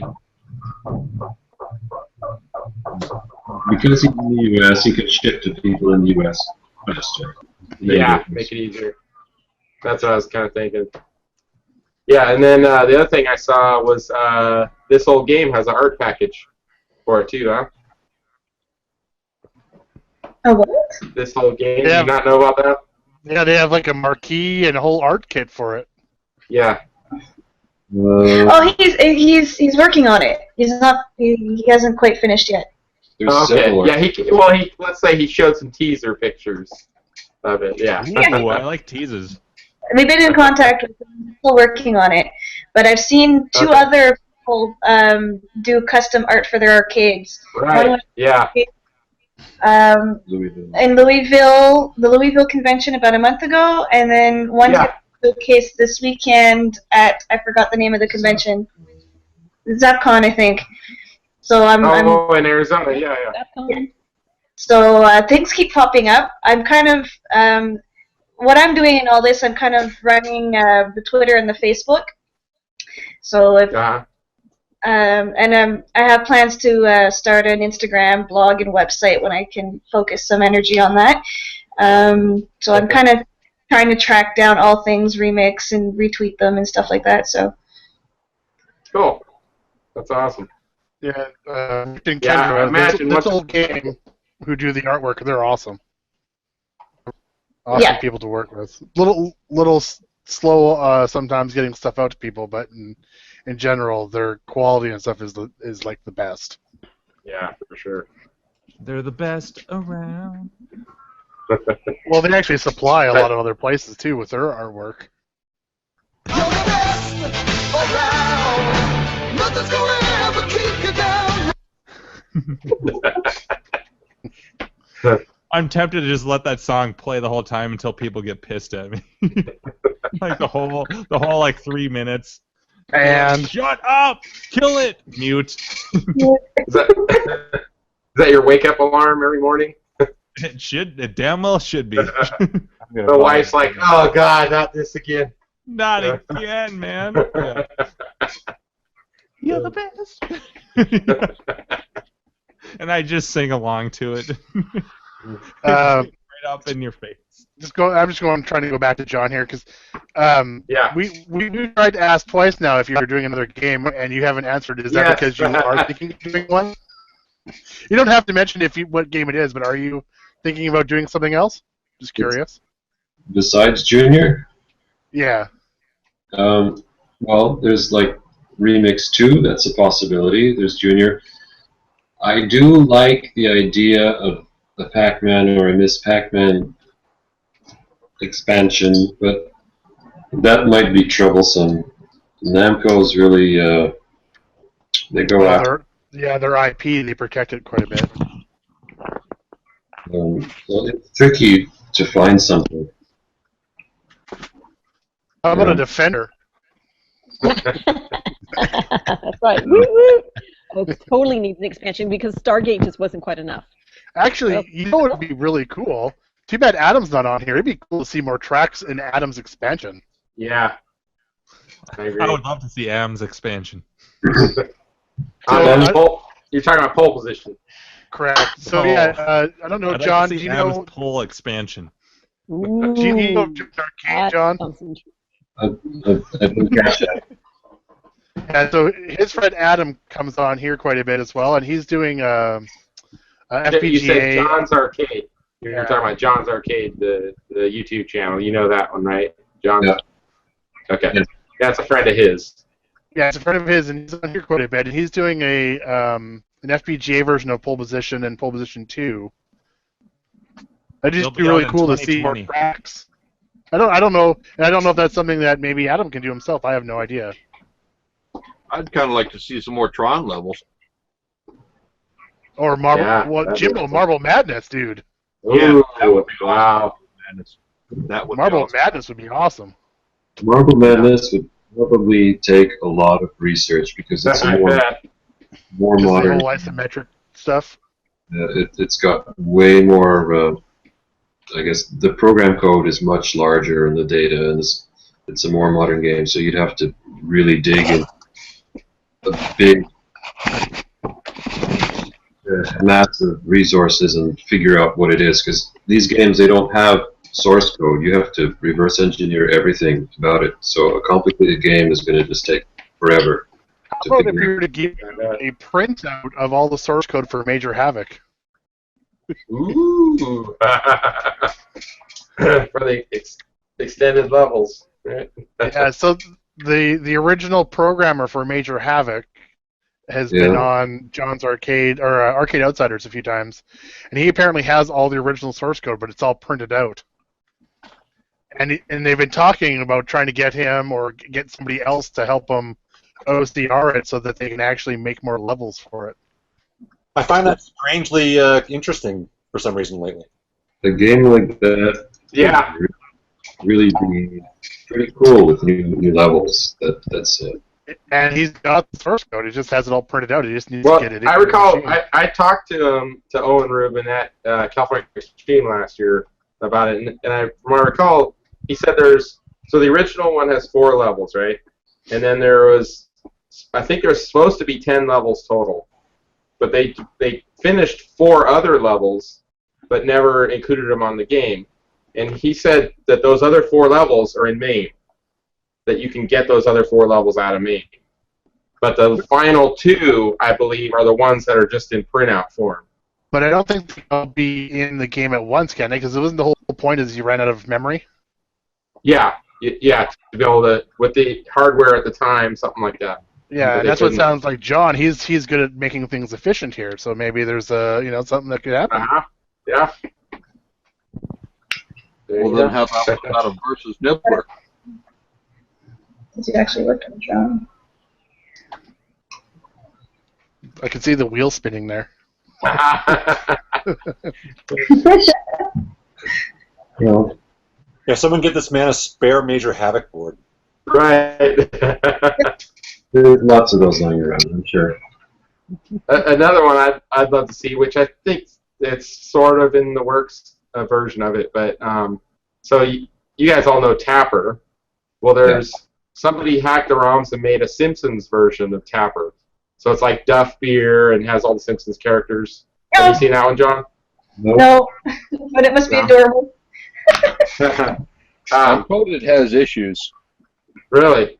Yeah. Well, from my understanding, it's like, I don't know, 6 or 8 ROMs, and you have to swap them out on the original board. Completely playable. But supposedly someone was working on a daughter card you could plug in that could switch between the two. And then there was another version that was called Root Beer Tapper, which I think is basically exactly the same as regular Tapper. They just, made up root beer logos instead of Budweiser logos. But there's actually another one too, the Japanese beer company one. Oh, is there? Yeah, the other one I thought would be, that's the beer. Because they created those sprites, right, to make the Simpsons characters. What I thought would be really cool would be to, it's kind of a spin-off of Simpsons and a spin-off of Root Beer Tapper would be the Futurama, the Slurm or whatever, that Slurm soda. You know what I'm talking about? with all the Futurama characters in it, and it's the same gameplay as Root Beer Tapper, but tons of work, I'm sure of it. But I just know there'd be whoever owns a Tapper would buy that for sure. Anything to enhance our games, So. It's actually curious what Andrew brought up. Like, would you actually need to have a board? I mean, technically, an emulator would work, wouldn't it? Or does it just make it easier to actually have physical hardware? For the development purposes? Yeah, for the development of for Donkey Kong Remix or anything else. Do you have to have a board, or can it be done in emulation? If you're going all the way to make a product that works on real boards, you can start on emulation, but at a certain point you have to make sure that it actually runs on real hardware.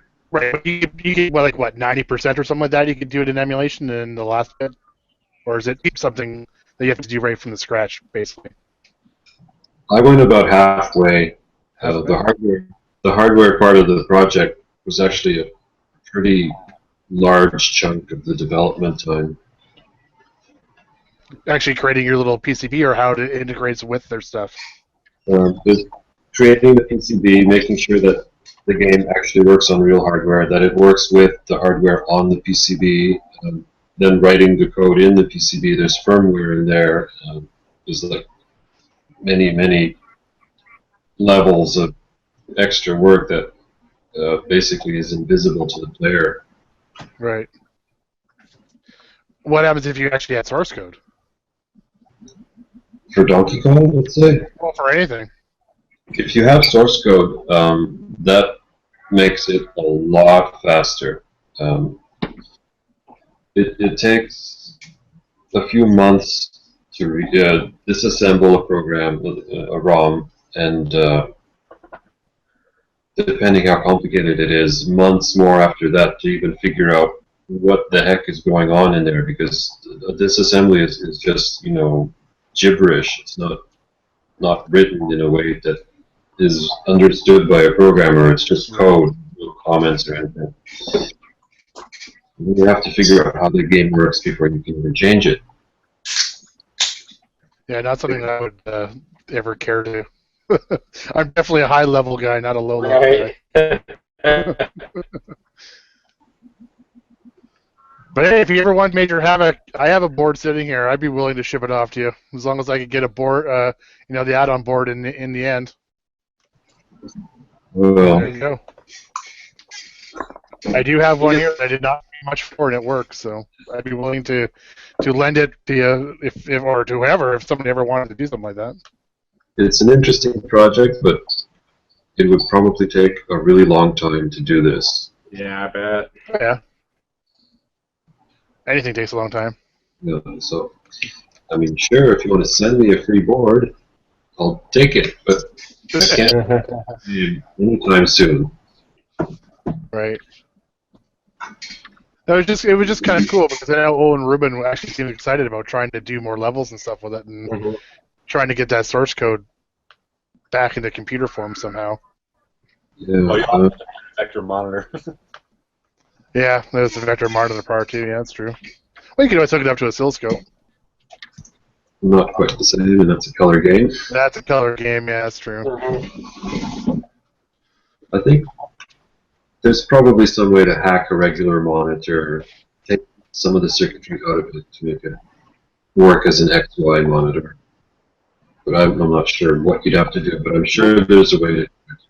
The tubes themselves are the same tubes.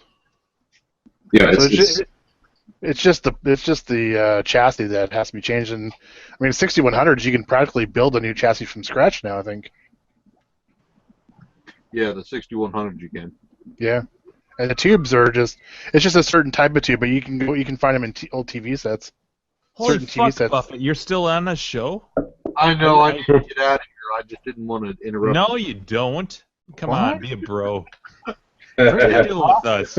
Be a bro. When I finally leave the day job, I will bro all night with you guys. No worries. Just coffee put buffet. like a whole pan of lasagna in the oven and you're good. No, that's need it. You just need some energy. So Andrew, were you able to get it to work? Yeah.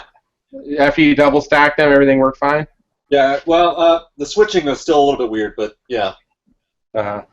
I played through for a while on Remix. I got to, I don't know, second or third level. Okay. Dude, I fucking love that you can see our reflection in in your Donkey Kong. It's like the monitor is us. Yeah. It's like the infinite loop of us. I have to click on. Awesome. Gak, did you want to play a little bit? Because I don't think I was presenting anybody when they're playing, because I think we were still answering questions and stuff. Gak, you want to play? Well, let me see if I can set it up all. I am certainly not Hi, I'm Chucky. Want to play? Well, John, I think it was before you got here, Gak, that John mentioned that there was. Well, I believe they said he was a jerk / an asshole. He actually made He's some a stuff jerkshole. the opposite of what you would do in Donkey Kong. So I don't know. Maybe he could throw a couple tips in there while you're trying to play. Let me go turn off the lights in here. And I have no idea if the first levels or whatever have these tips or not, but I just, First of all, close your eyes the whole game. That's pretty good. Yeah, present Gak and I'll play his theme song.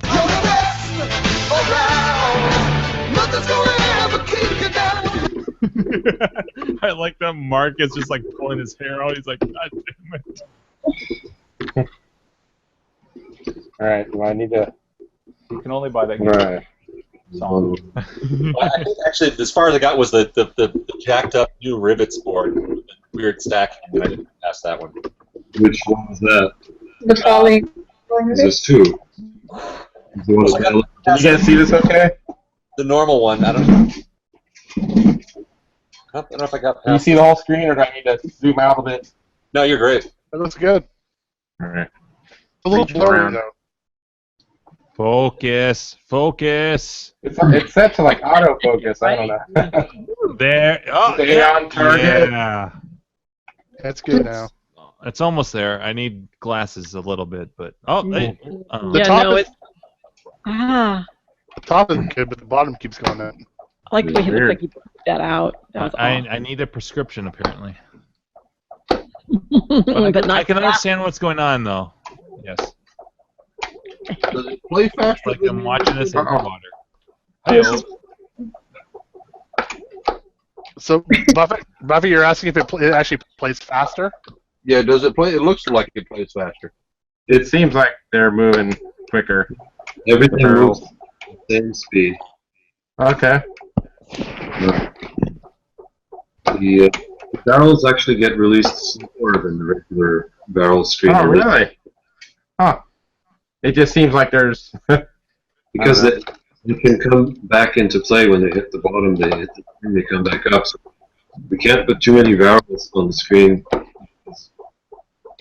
It's going to be great for any of them if they keep coming back, so they get released slower. Okay. This screen's the same. So on a screen like this, did you actually have to code anything at all, or you just basically copy and paste? It's pretty much as is. You have to change the logic for the screen. There's only one thing that's different in the original, really, is that the walls on the sides are extended out a little bit. There's the individual walls. They're a little further. Cool. So is this level 1 rivets, or is this? It should be. Yeah, it's identical more or less to level 1 rivets in regular. Yeah, what I really like is that there's kind of like an intermission level when you get to a certain point. It's like bonus, but you won't Bonus. actually lose a life, if you die on it. Come on. There is one other thing. Get that bonus. You can jump over fireboxes. In regular Donkey Kong, you can't. They could turn around and kill you. Right, it's very rare that you can get away with that. But in here, you can get away with it every time, unless there's a ladder between above the because then it could decide to climb.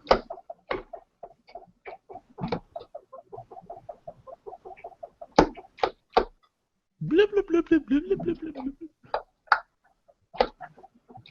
Oh, I'm doing this wrong. I feel like we should be playing Foreigner behind this.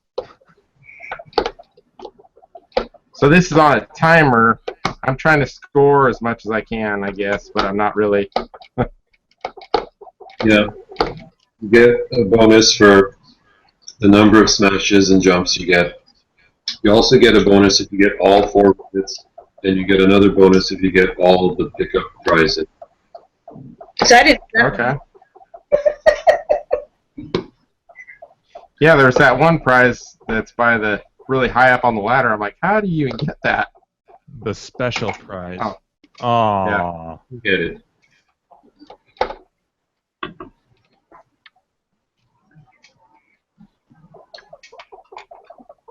Yeah, this would be a cool one to have, like, in a tournament. I mean, hardly anybody owns them, Brofest. You're the best.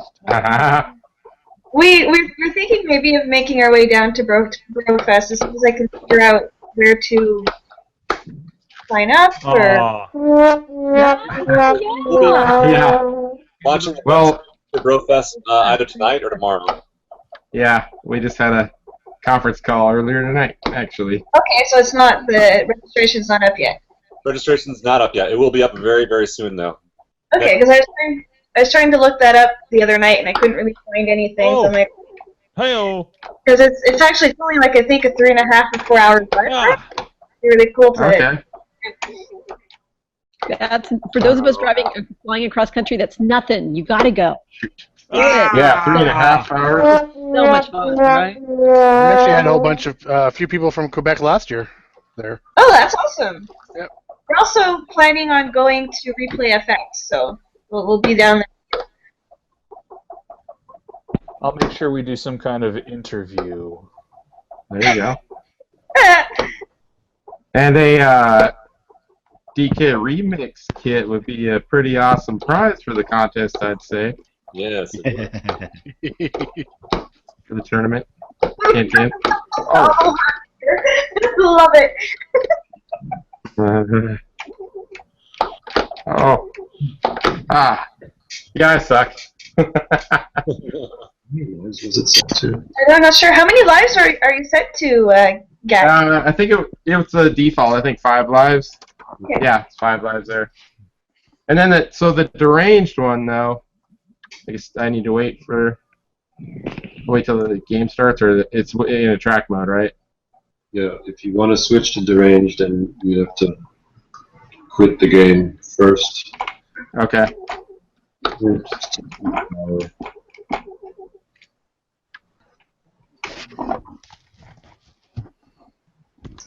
Yeah, I've got one of those Vector Labs switchers on here. That allowed me to do that power cycle. So did I read somewhere that you figured out a way to get around the power cycle though, if it's a D2K kit? Yeah, the new boards, and I'm not sure it's like 100% perfect. Right. If you hold down the front button while D2K is running, it'll switch back to relay eventually. So this one, I mean, this seems already harder than a regular DK to me. Am I wrong about that? This first level? It's a little harder. Okay. It's not insanely harder. A couple of little things are harder. Only later on. Definitely a lot more barrels out there. Yeah, I was gonna say. Seems like they're flying out. It's like you're constantly jumping. Yeah.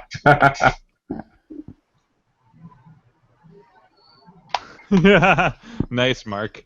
What did you do? I missed it. You know, actually, that would be fucking hilarious if we all did that. If we all did that, yeah. Oh my god, dude. How about next week? Let's plan that. I can make that happen. Have a shirt like that? Yeah. I can find something. I've got Chuck Taylor shoes that are that color.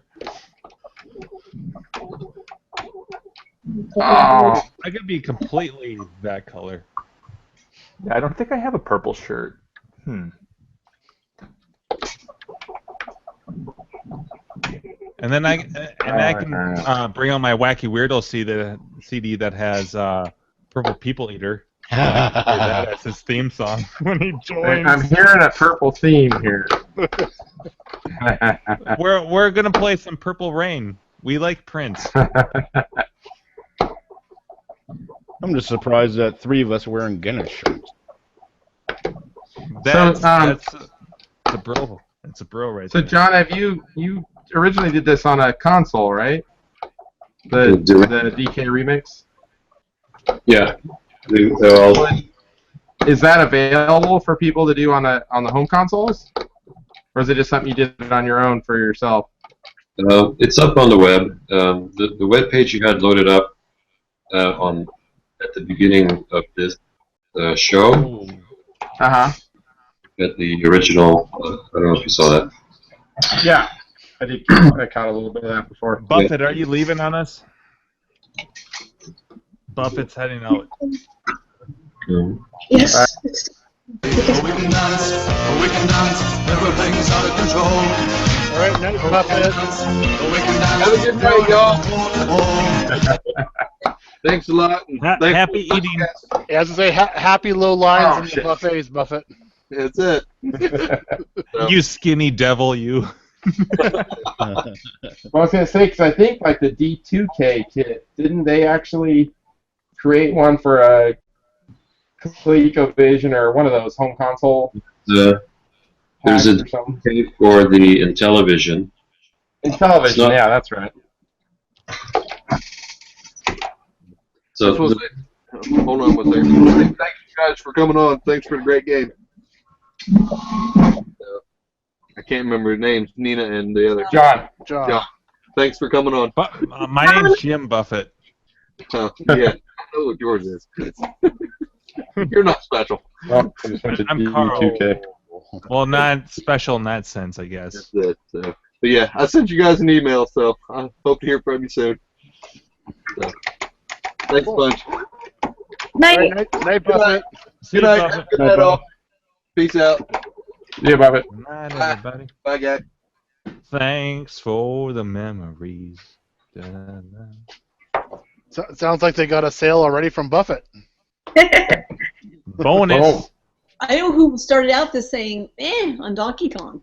And now he's like, we're swinging. He's like, hey, this is pretty cool. That's awesome. This is the shit. Bring in the monies.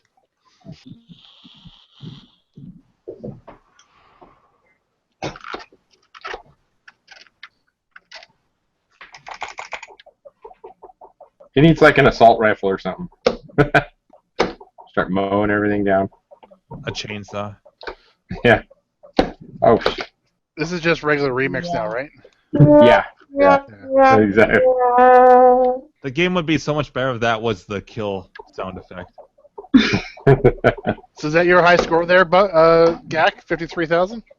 Yeah, I guess so. It's not your kids. Jumped on there, No. Nice.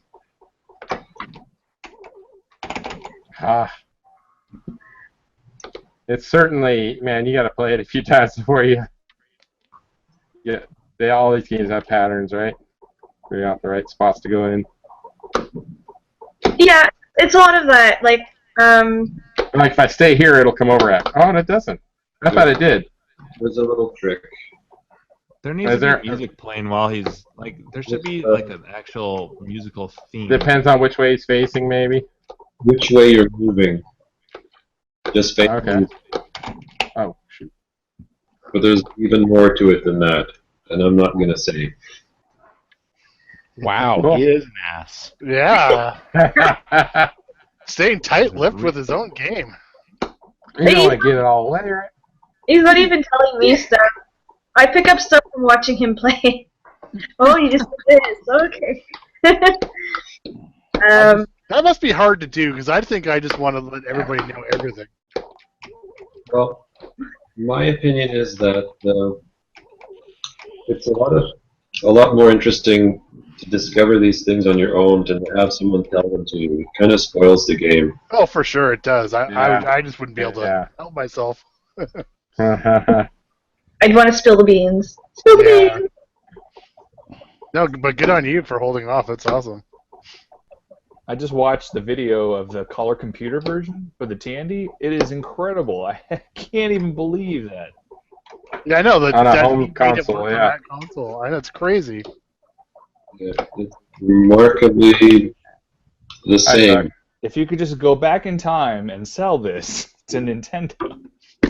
Right, huh? Yeah. The Coco could have done that in the 80s. It's crazy.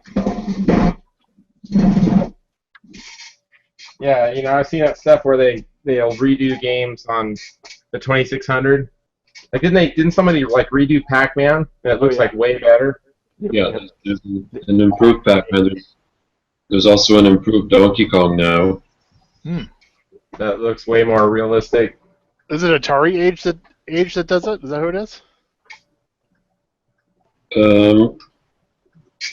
I go to the Portland Retro Gaming Expo, and there's a company there all the time that sells their tables, just nothing but new remakes for the Atari.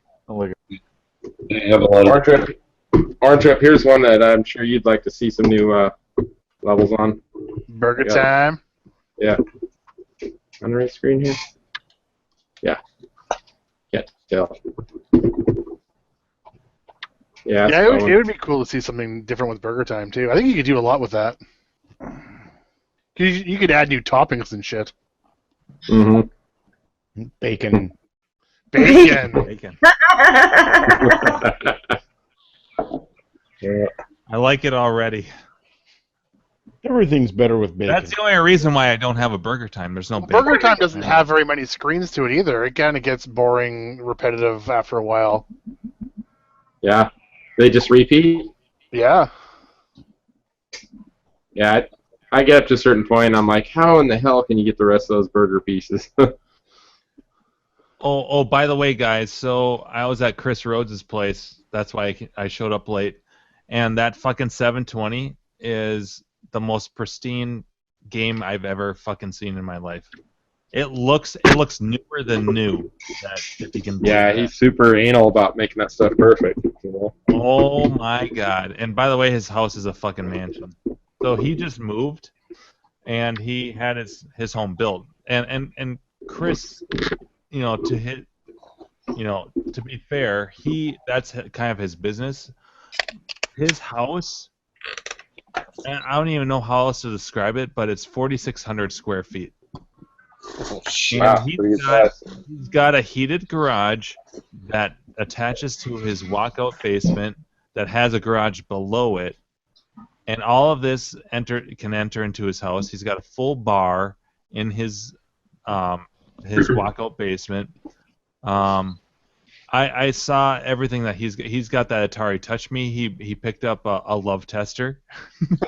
one of the kind of the pseudo antique ones. That's the full size. We were talking about we spent a long time talking about his games and Megatouch and all that stuff before I picked up my Warp parts. But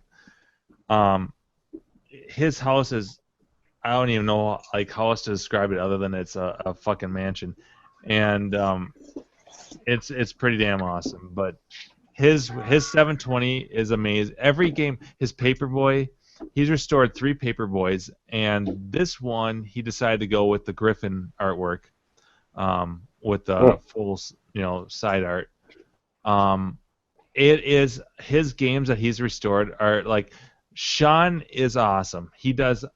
Fetish Boy, he does amazing restores, but Chris is so anal. Like, his Paperboy handlebars are spotless. Like, you can see your reflection in the handlebars. It's fucking nuts. Like, it's just unbelievable. I thought I read somewhere at one time he had like 100 monitors. Oh, he's got more than extra that. monitors he was rebuilding. He's got monitors everywhere, chassis. He's literally got like a landfill of chassis in his garage. I was asking him about getting a 4600 tube for my Warp when I get to that, but Chris is a funny guy though. He's so anal about this shit.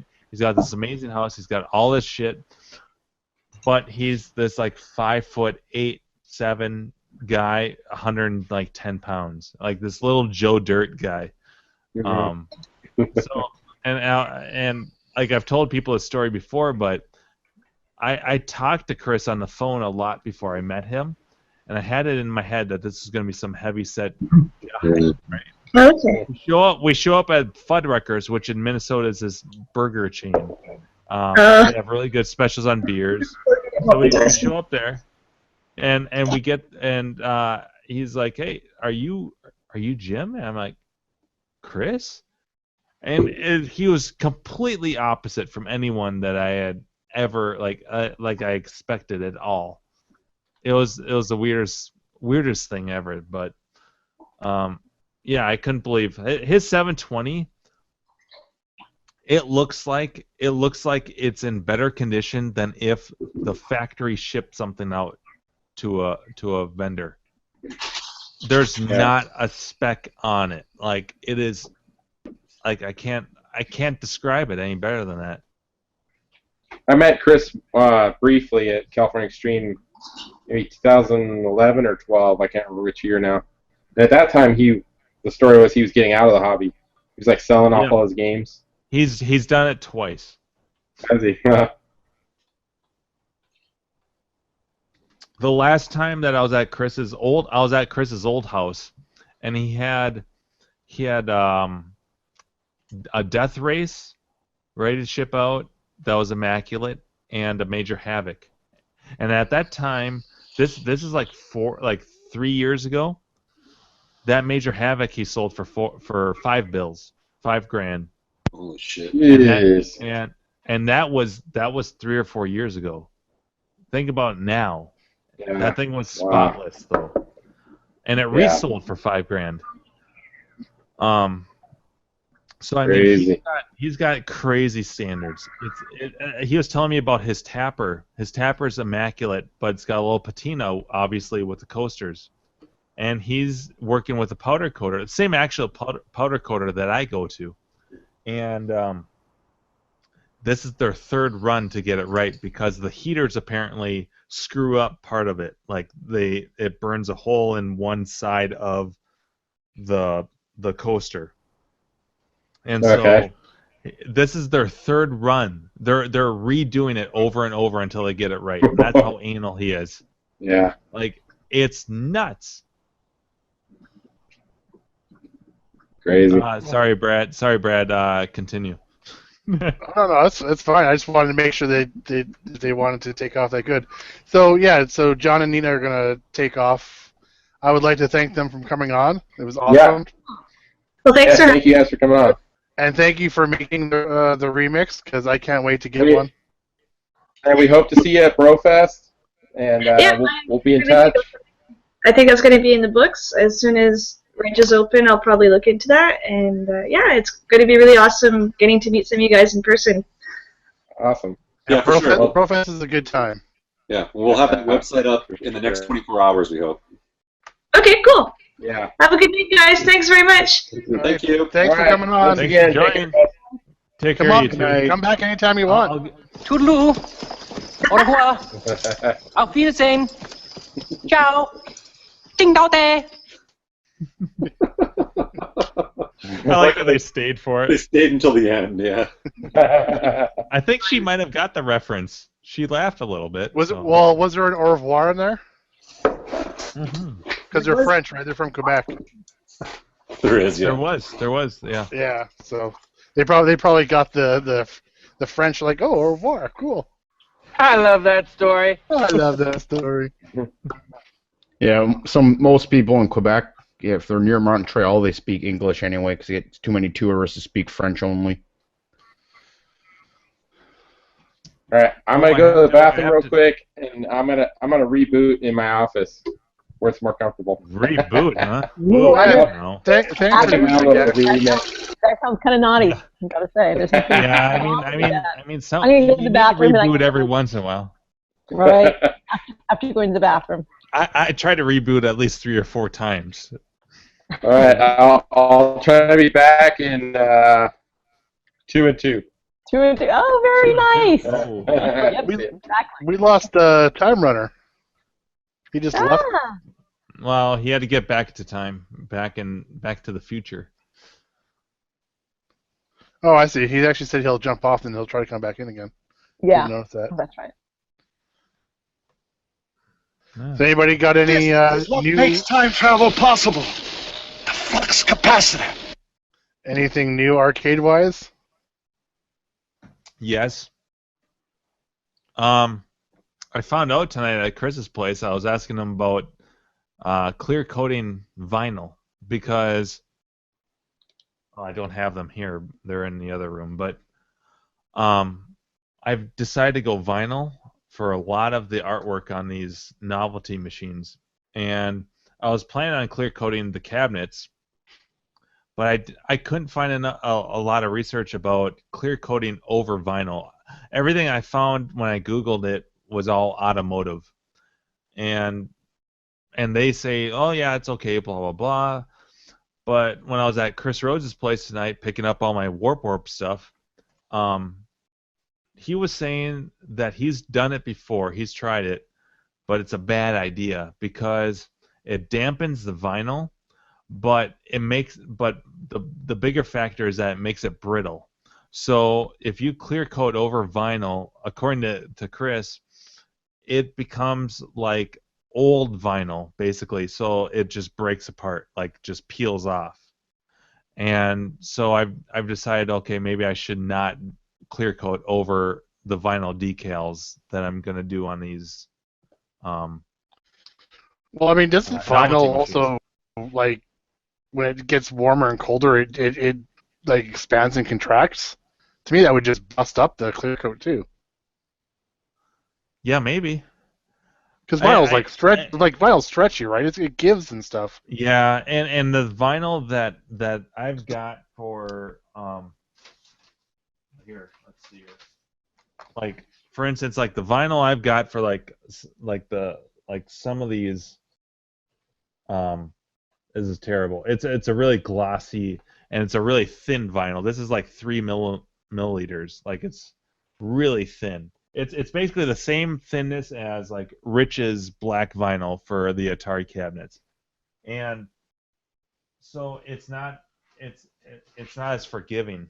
And so I was asking, because Chris has done so many of these games, I was asking him about that, and he told me that basically don't do it. So I'm going to clear coat the rest of the cabinets, but I'm not going to do the vinyl. So.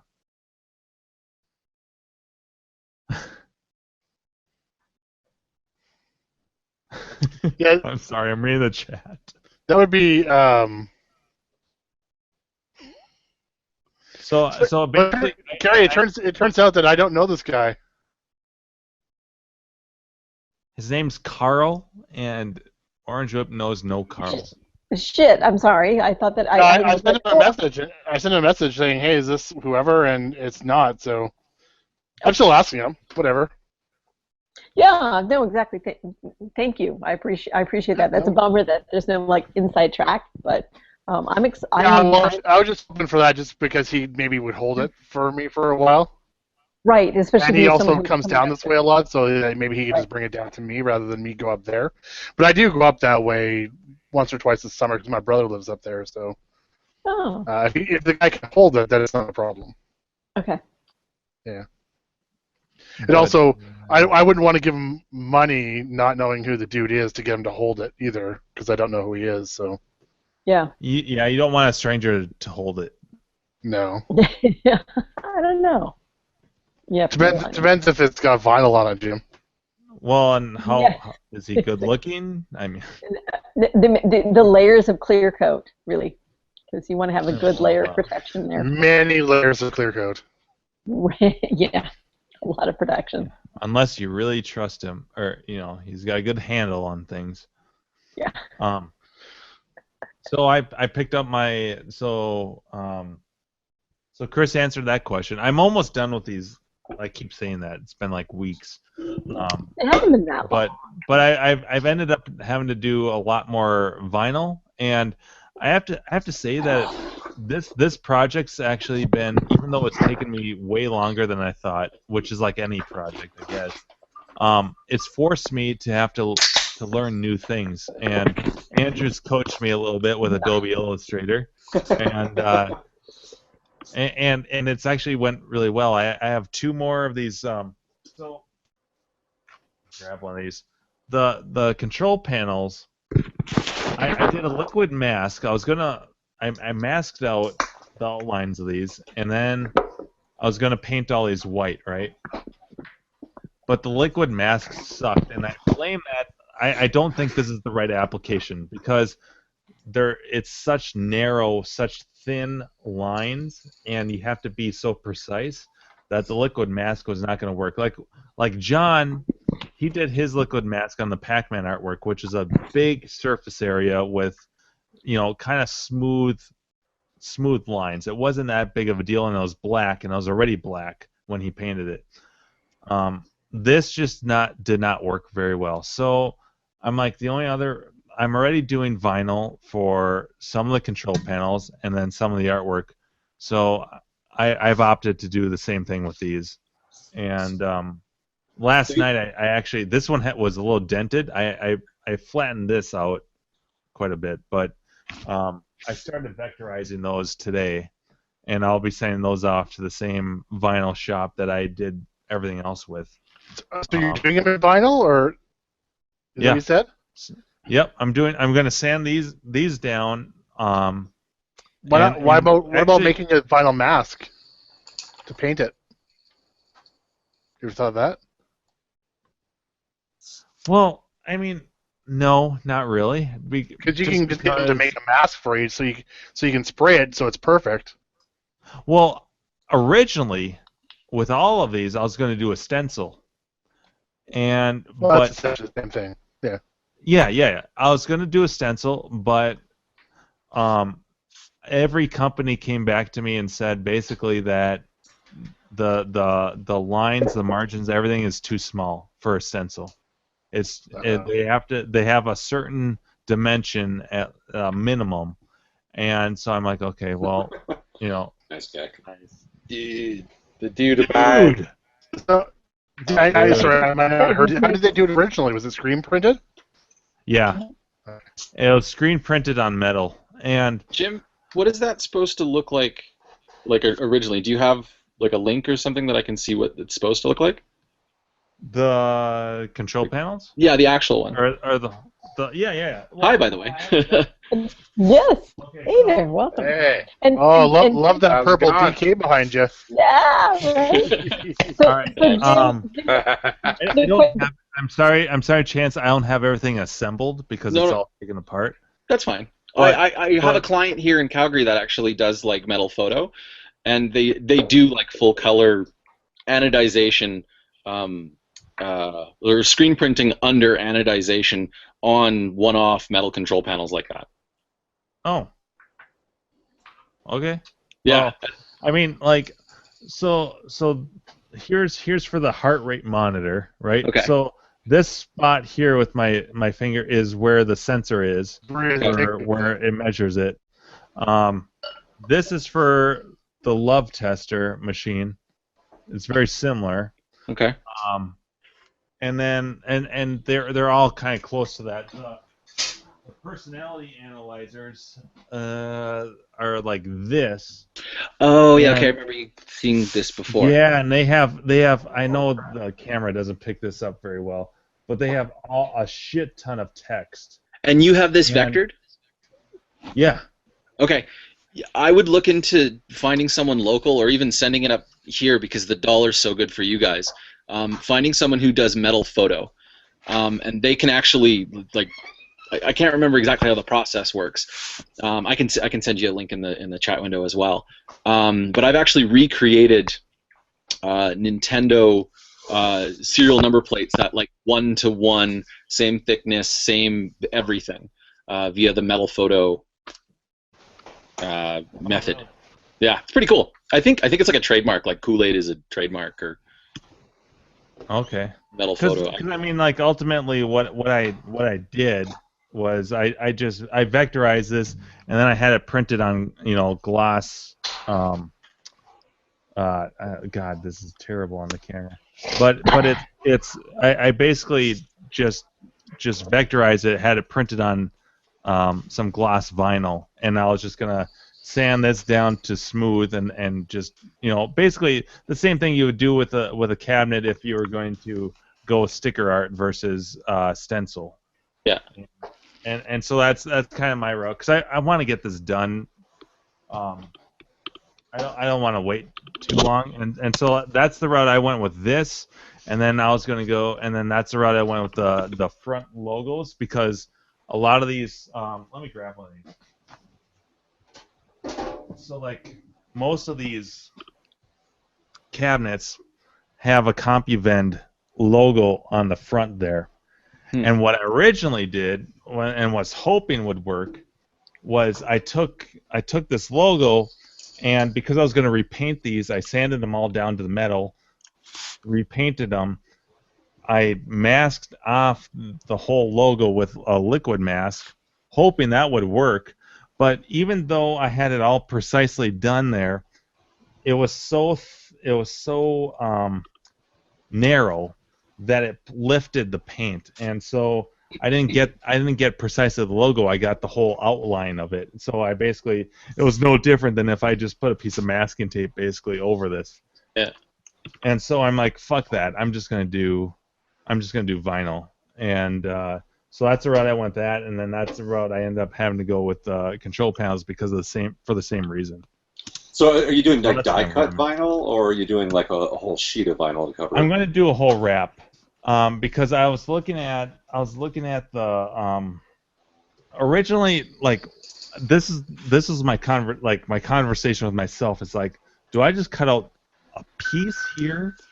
Because it's really tough to completely just cut out these letters.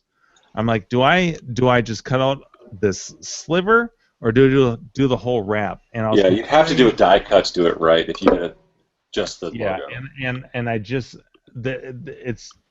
it's too complicated. So I decided I'm just going to do a whole wrap, and that's why I was asking Chris tonight, can I clear coat the vinyl? And although the automotive guys say yes, you can, Chris told me his experience with doing it with arcade games. He's done it several times, and he told me it's not worth it. Just wrap it and be done with it. Yeah. So that's where I'm gonna go. And to be fair, like the vinyl that I've got, it's waterproof. It's UV resistant. It's pretty durable. And to be fair, when you're actually placing your hand on these, and like with some of these other ones, you're really not making that much friction on the vinyl. It's a very light thing. So that's kind of the route I'm going. So it'll be two pieces. You'll do a vinyl piece on the top and then a vinyl piece on the front.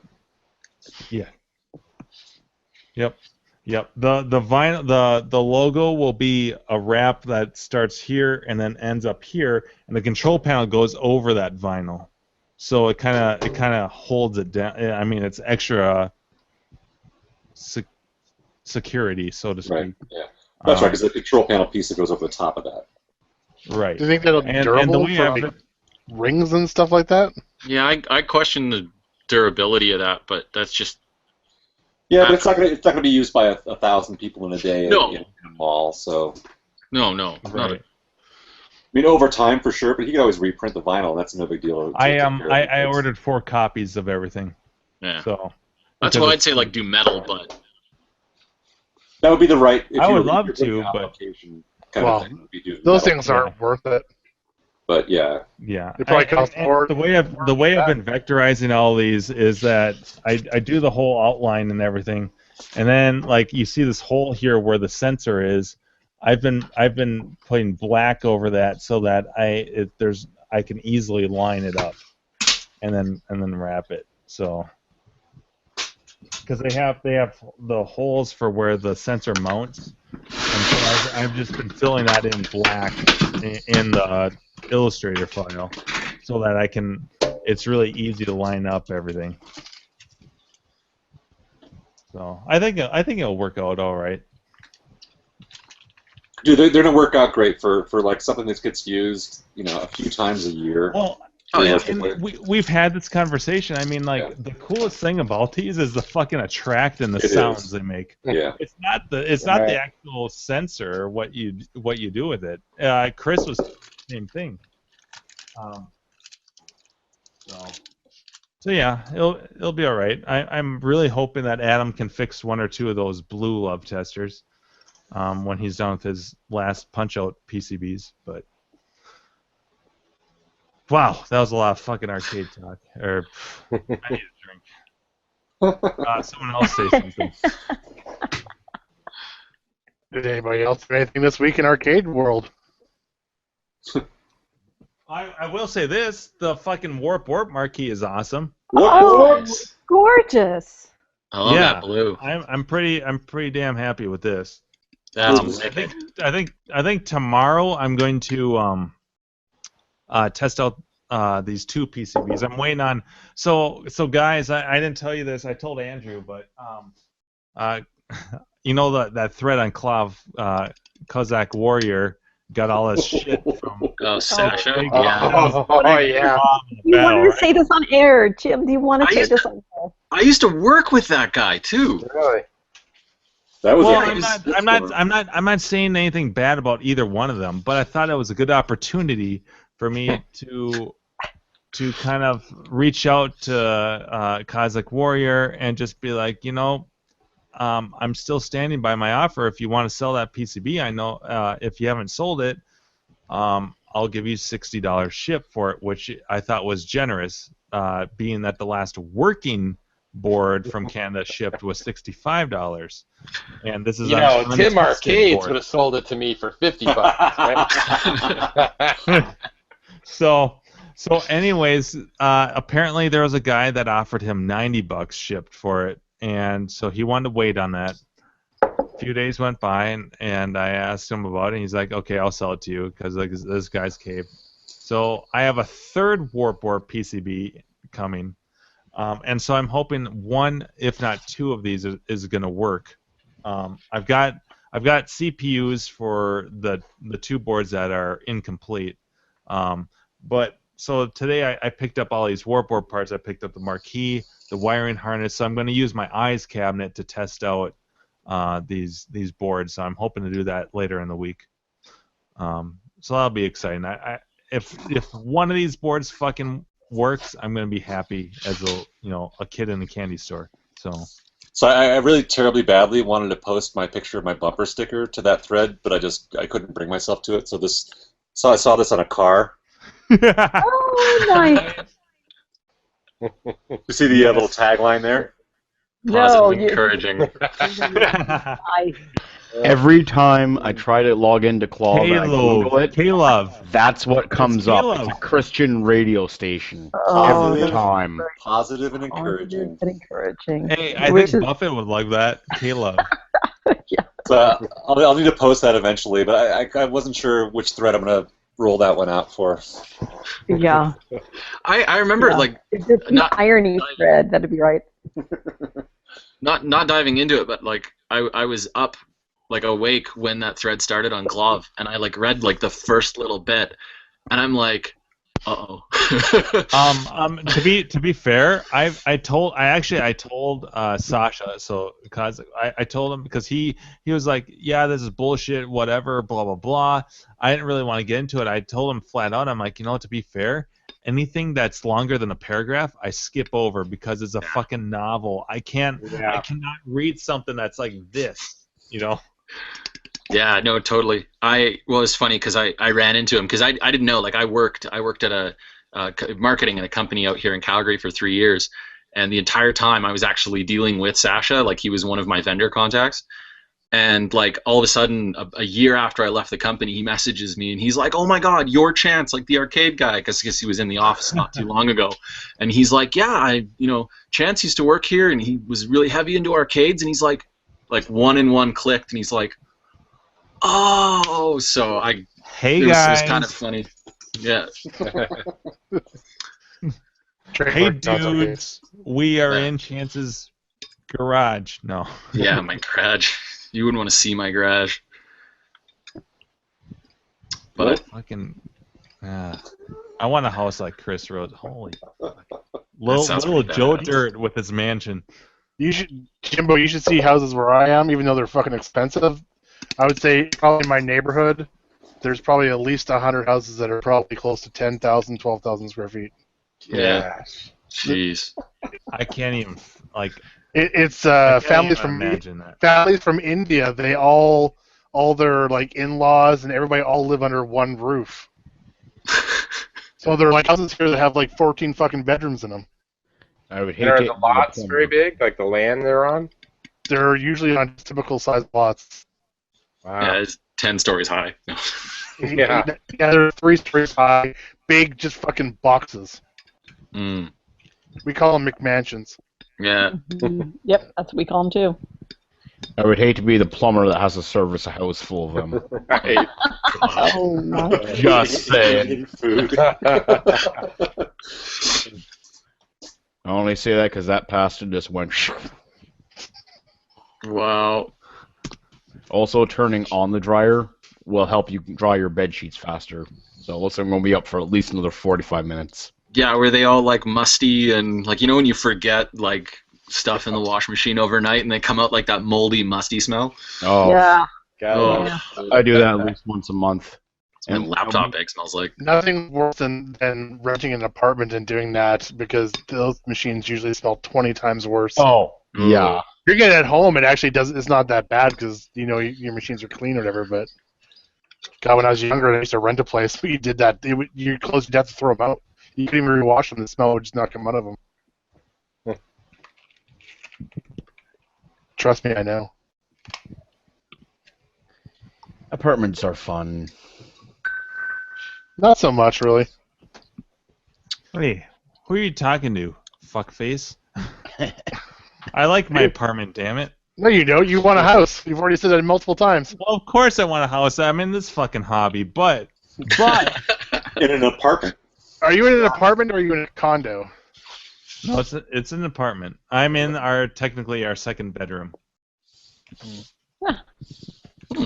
Nice. This is technically my space, though. I've learned. I kind of took it over.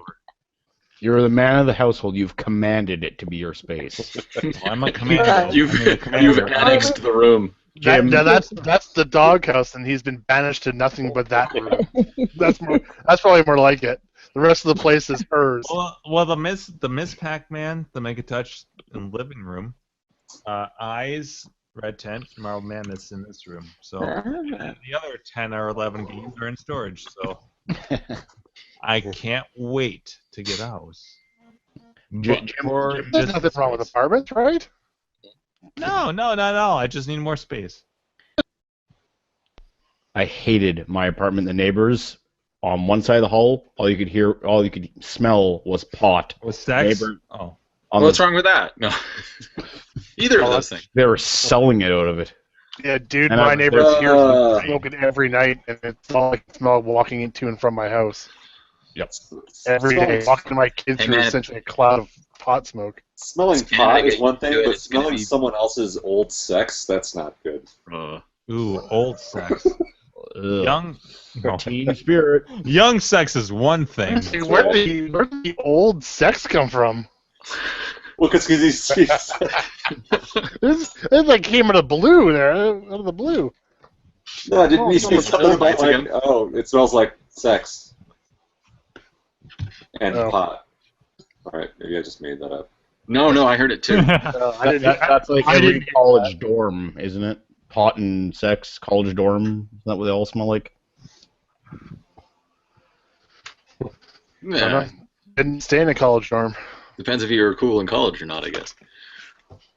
Or your roommates were.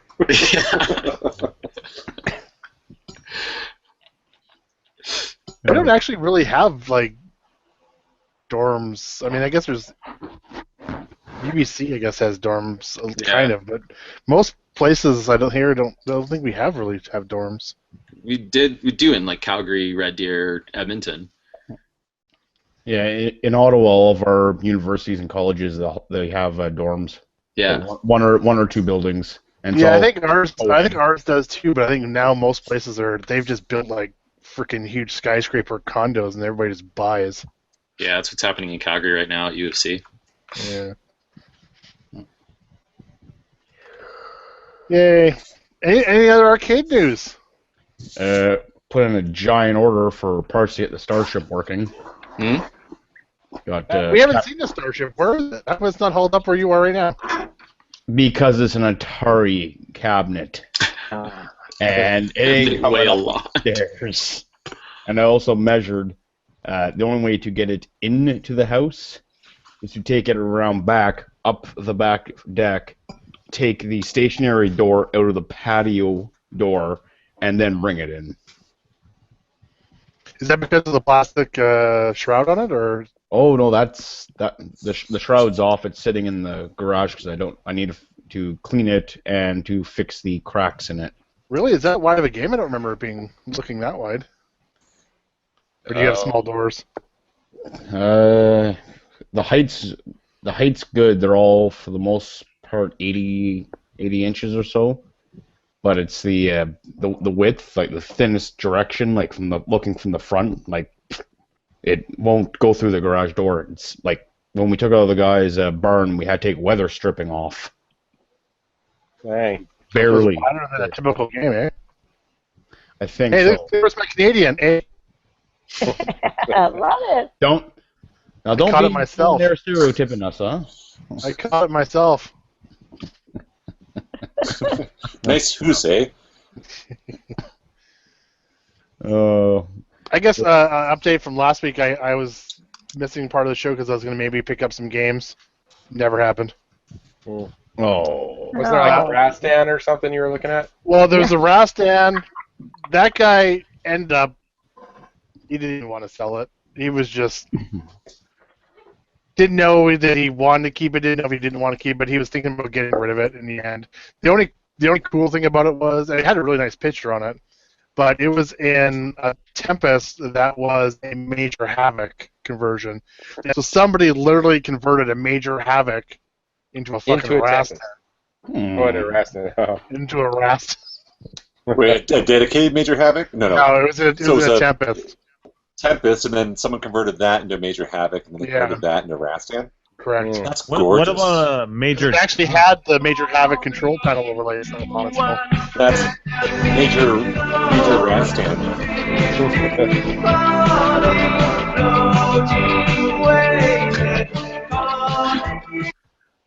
Sorry, I was in the mood. The other ones I was looking at getting, I ended up hooking up a friend of mine, and he did a deal with the guy instead. I wasn't really interested in the games that he had, so I hooked up another friend who kind of was interested in it, and so they did a deal. So I guess I helped a friend with a deal. I know what to do with that extra Rastan board. Huh? I said, now I know what I'm going to do with my extra Rastan board. Put it into your Havoc. Yeah. I mean, if I was gonna, because I still have all the parts and everything to build a Major Havoc. If I was gonna do it, I was gonna put it into my Space Tool because I have a Space Tool conversion kit for Major Havoc. But I've decided to do, I think, a Cabaret Major Havoc, like in a, scratch build a Tempest or a Centipede cabinet. Yep. And build my Major Havoc in that because I've got all the parts. If I wasn't going to do that, I was thinking about still buying that Rastan off him just to get that cabinet because it already had the control panel stuff on it looked good. So was it a spinner or a roller? I have a roller. No, but the cabinet you're looking at was a spinner or a roller. It was a spinner. Yeah. So yeah, I think I'm just going to make. I think I'm going to do Cabaret. I think it'll look cool. It would look super cool with like a 6100. No, I have an amp. So an amp, and then it's a properly crystalled Major Havoc, the dedicated Major Havoc board. Yep. Yeah, I have an amp, and I have two Star Wars, and I have an amp in one of my Star Wars. I was going to take it out and put a 100 into that. And connect it to your guitar. And put the volume all the way up to 10. 11. 11, sorry. Go to 11. Yep. Yeah, so my pole position in Popeye kept chiming in, huh, earlier? It was loud. Yeah. I was sitting on my couch and I was like, what is... Oh, yeah. I rearranged a few games over the weekend, and my son wanted to play pole position, and it was kind of buried where it was at, so... Is that your son sitting behind you there? Oh, last week, you just sitting there on the couch ignoring you while you were on... Right, yeah. He's sitting there gaming away on his Black Ops or whatever.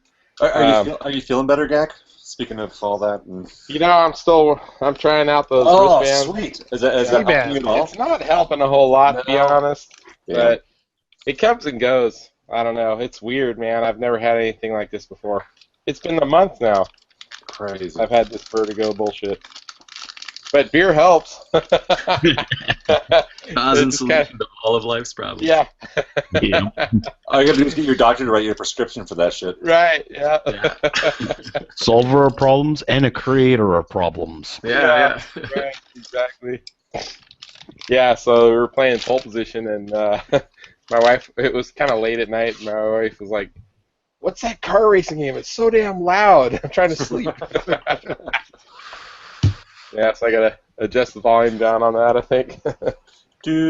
I was working on my pin last night, and I had the playfield up, and those old it's a Playmatic, right? And the thing slipped, and the whole thing went crashing down on me, and loud bang noise, and I could just hear my roommate upstairs just, what the fuck? I'm okay, I'm good. Yeah. He's all, I'm trying to sleep up here. Yeah. Well, no, it's like he's a paramedic, so if he doesn't sleep and he has a bad day at work, that's a bad day at work. Yeah. Bad day for the person in the back of his bus. Right. Yeah. I was like, I'm going to bed now. But yeah, that is a pretty wide cabinet there, Chris. Just noticed that you're the link up. And even the depth, that's definitely too wide. And the depth. It almost looks as wide as a wide body Mario or something. Yeah. At least. That's You at know least what? that one. That's huge. Yeah. I was gonna say it looks like a Space Give me Wars. 2 minutes. I'll go refresh my measuring skills. And it actually looks taller than your garage doors. I think that's the angle of the photo. Is that the angle? It's really close to it though, because we had to bring the back truck out a little further. Otherwise, when we tilted it off the bed of the truck, it wouldn't have cleared with the door in the up position. Yeah, that's say my Big Blue is the same way. You have to you can't take it straight in. You have to take it in as an angle. So it looks real similar. Well, sometimes you got to go in on an angle. That's right. You got to change it up once in a because while. I can't get through the door. You got to change the angle up once in a while. That helps. Yeah. It's not the size of the boat; it's angle the dangle. Time Runner, what did we see there before you just came on there? Was it the Flux or the time circuits? Oh, I don't know. I didn't say anything. I didn't do anything special. I know before your camera came up, I saw time circuits or something. It's hilarious because when you said your name in the chat just comes up as being an M. M, yeah. You'll have to look back at the video once we're done. Okay. No, I had to stop, record my wife and I reacting to the Doctor Strange trailer that came out an hour ago, and edit it and publish it, and now we're back. Oh, did you dress up as Spider-Man? No. This is just a couple reaction. There's not enough time to get into the Spider-Man costume right now, so. You could have just at least pulled a mask over. Sure, I'll do that sometime. Yeah, it was literally the last 2 weeks. It was holy shit, Time Runner videos every day. Yeah. Yeah, Or is it the Time Runners, I think it is. Is that what it is? The Time Runners, yeah. I thought I would she's Mrs. Time Runner, so. Joined in. What'd I miss? Actually, John's gone. John's gone. He did pop back in for a second underneath his own name, and then he left again, so I don't know what that was about. He's watching the feed right now. Ah, cool. I just sent him the link on Facebook. But, now I want that. Now I got to get that daughter card. That sounds great. oh, dude, it is awesome. Yeah. It's a pain in the fucking ass, is what it is. Yes, it's hard. This is the first time I played it tonight, and like I said, I got to, I guess it'd be the third rivets, including the bonus stage. But the first rivets where it's you've got they're all stacked, they're all fucked up. You've got the ladders going up the sides. Yeah, the regular rivet stage. No, not the regular rivet stage. The regular rivet stage is no problem, but this is the third one. So this is where he has ladders going up the sides. If you jump over and take out have the rivets, to make so many collapse so you can get to the they drop down while you're playing. That's the one that we had problems with on our playthrough on our video. We went back and watched the video afterwards, and I figure if you do the bottom two right ones and then go up the left side, I think what I was screwing up because the blue hammer, I didn't know that you could jump with it, and that's what threw me off. So I don't know. I was gonna just turn it on and play it right now, actually, but the third playthrough. Yeah. Right. Oh, Josh and I did 6-7 playthroughs that night, and that thing just kicked our ass. It was awesome. But yeah, it looks brutal. It'll be a lot of fun. Like I said, like DK2 is interesting because by comparison, DK2, I think the problems that I have playing that one, and the reason why, I've only finished my high score on DK2 is 38,000. It's pathetic. But the jumps in that game are what's really fucked up. So like there's like so many jumps where it's like it's just exactly pixel perfect, and then there's the timing on like the little pie dropper thing and that thing. Yeah, that where one you is have to the go, worst. and that's the worst. It's so fucking hard that you have to nail it perfectly every time, and that's the level that eventually like ends up killing me. If I make it past that level, then it's like sweet. Then I get to see what level 2 looks like. But it's so fucking hard getting that pixel perfect jump on that thing that makes it a little bit less fun as opposed to chaotic. Whereas like DK Remix seems like it's just chaos, but if you can manage the chaos, you can. It's like almost like the fault for fucking up is me. Yeah. With Remix. As opposed to DK2, it feels like the game is just fucking hard. Yeah. You know what I mean? Like the fault is like with the game when I make a mistake. It's like, that's just so fucked up. How do you do that? Yeah, like the remix, you don't necessarily have to make the perfect jump. You just got to realize the pattern to Right. Yeah, you just gotta orientation of how you do stuff. Yeah, and actually Whereas, for game design, that's actually the right way to go with a game design. Is like it should always feel like when you fuck up that like, oh, I could have done that better. I made the mistake. It's not the computer's feels fault. more original, sounds like. Yeah. Could be, yeah. I mean, I think I was just speaking sort of in game design in general, where it's like, I think Valve made a big deal about that with their games. It's that's computer stuff, but like, there was a great interview with Valve when they put out, I think the original Half-Life, and they were talking about, and this applies really in general just to game stuff, but like, they wanted to make sure that like, when you died, that should be something where you realize what you did wrong. And it's like, I missed something. They totally gave me all the clues I needed to get through this thing. And when I didn't see the clues, now I get it. You know, I missed those clues, and it's my fault for making a mistake and not catching what the game designers were giving me. And so, as opposed to being like, this is just a really fucking hard thing, like a Mario Brothers, where you have to like jump at the last possible second, like we see this all the time. I don't know if you guys actually do this stuff, but the Mario Maker on the Wii U. Does anyone of you guys play that? So It's Mario been a while, Maker, but yeah. a lot. So those are all user-created levels, and there's so many bad levels in there because it's just like if you don't know exactly what you're doing, and they don't give you any clues, you don't know exactly where to jump, when to duck, when to slide, all the rest of this stuff, but you'll never make it through the level. So you feel like, oh, the level's just like stupid fucking hard. As opposed to the ones that they give you all the clues, and it's like, that all makes sense. I'm doing these patterns that feel correct and familiar, and I missed the jump. Not the fucking thing, the jump was just stupid hard. So that seems to be kind of like my frustration with DK2 is that like it's awesome, and I love having new levels to play in Donkey Kong, but they're so fucking precise, and it's like I see what I do, and I can do it like 1 out of every 5 or 6 times. I can get through that stupid pie spitter thing. Yeah. But it's so fucking hard. It's like it's almost not fun to play. It ruins the fun a little bit. Yeah, I'm hopeful that I mean it's probably a year or 2 away if it happens at all, but DK Jr. to get a little love, you know. Junior deserves some love. Yeah. Because what this is. I like Donkey Kong Jr. What about K3? Come on. Well, yeah, that would probably be next, a couple years later. Yeah, I guess so. DK3, but DK3 is not a platformer. DK3 right, it's not. That's a whole different thing. It's That's what I was saying. I was going to say you could probably make it. You do more with it. You could make some platform stuff on it, though. Like adding like platform levels to it, like yeah. Like the way Zookeeper is like the way it changes up between the levels. And or like Major Havoc. Yeah, I mean Major Havoc is a great combination of a mixture of like shooters with platforming. Yeah. Be interesting.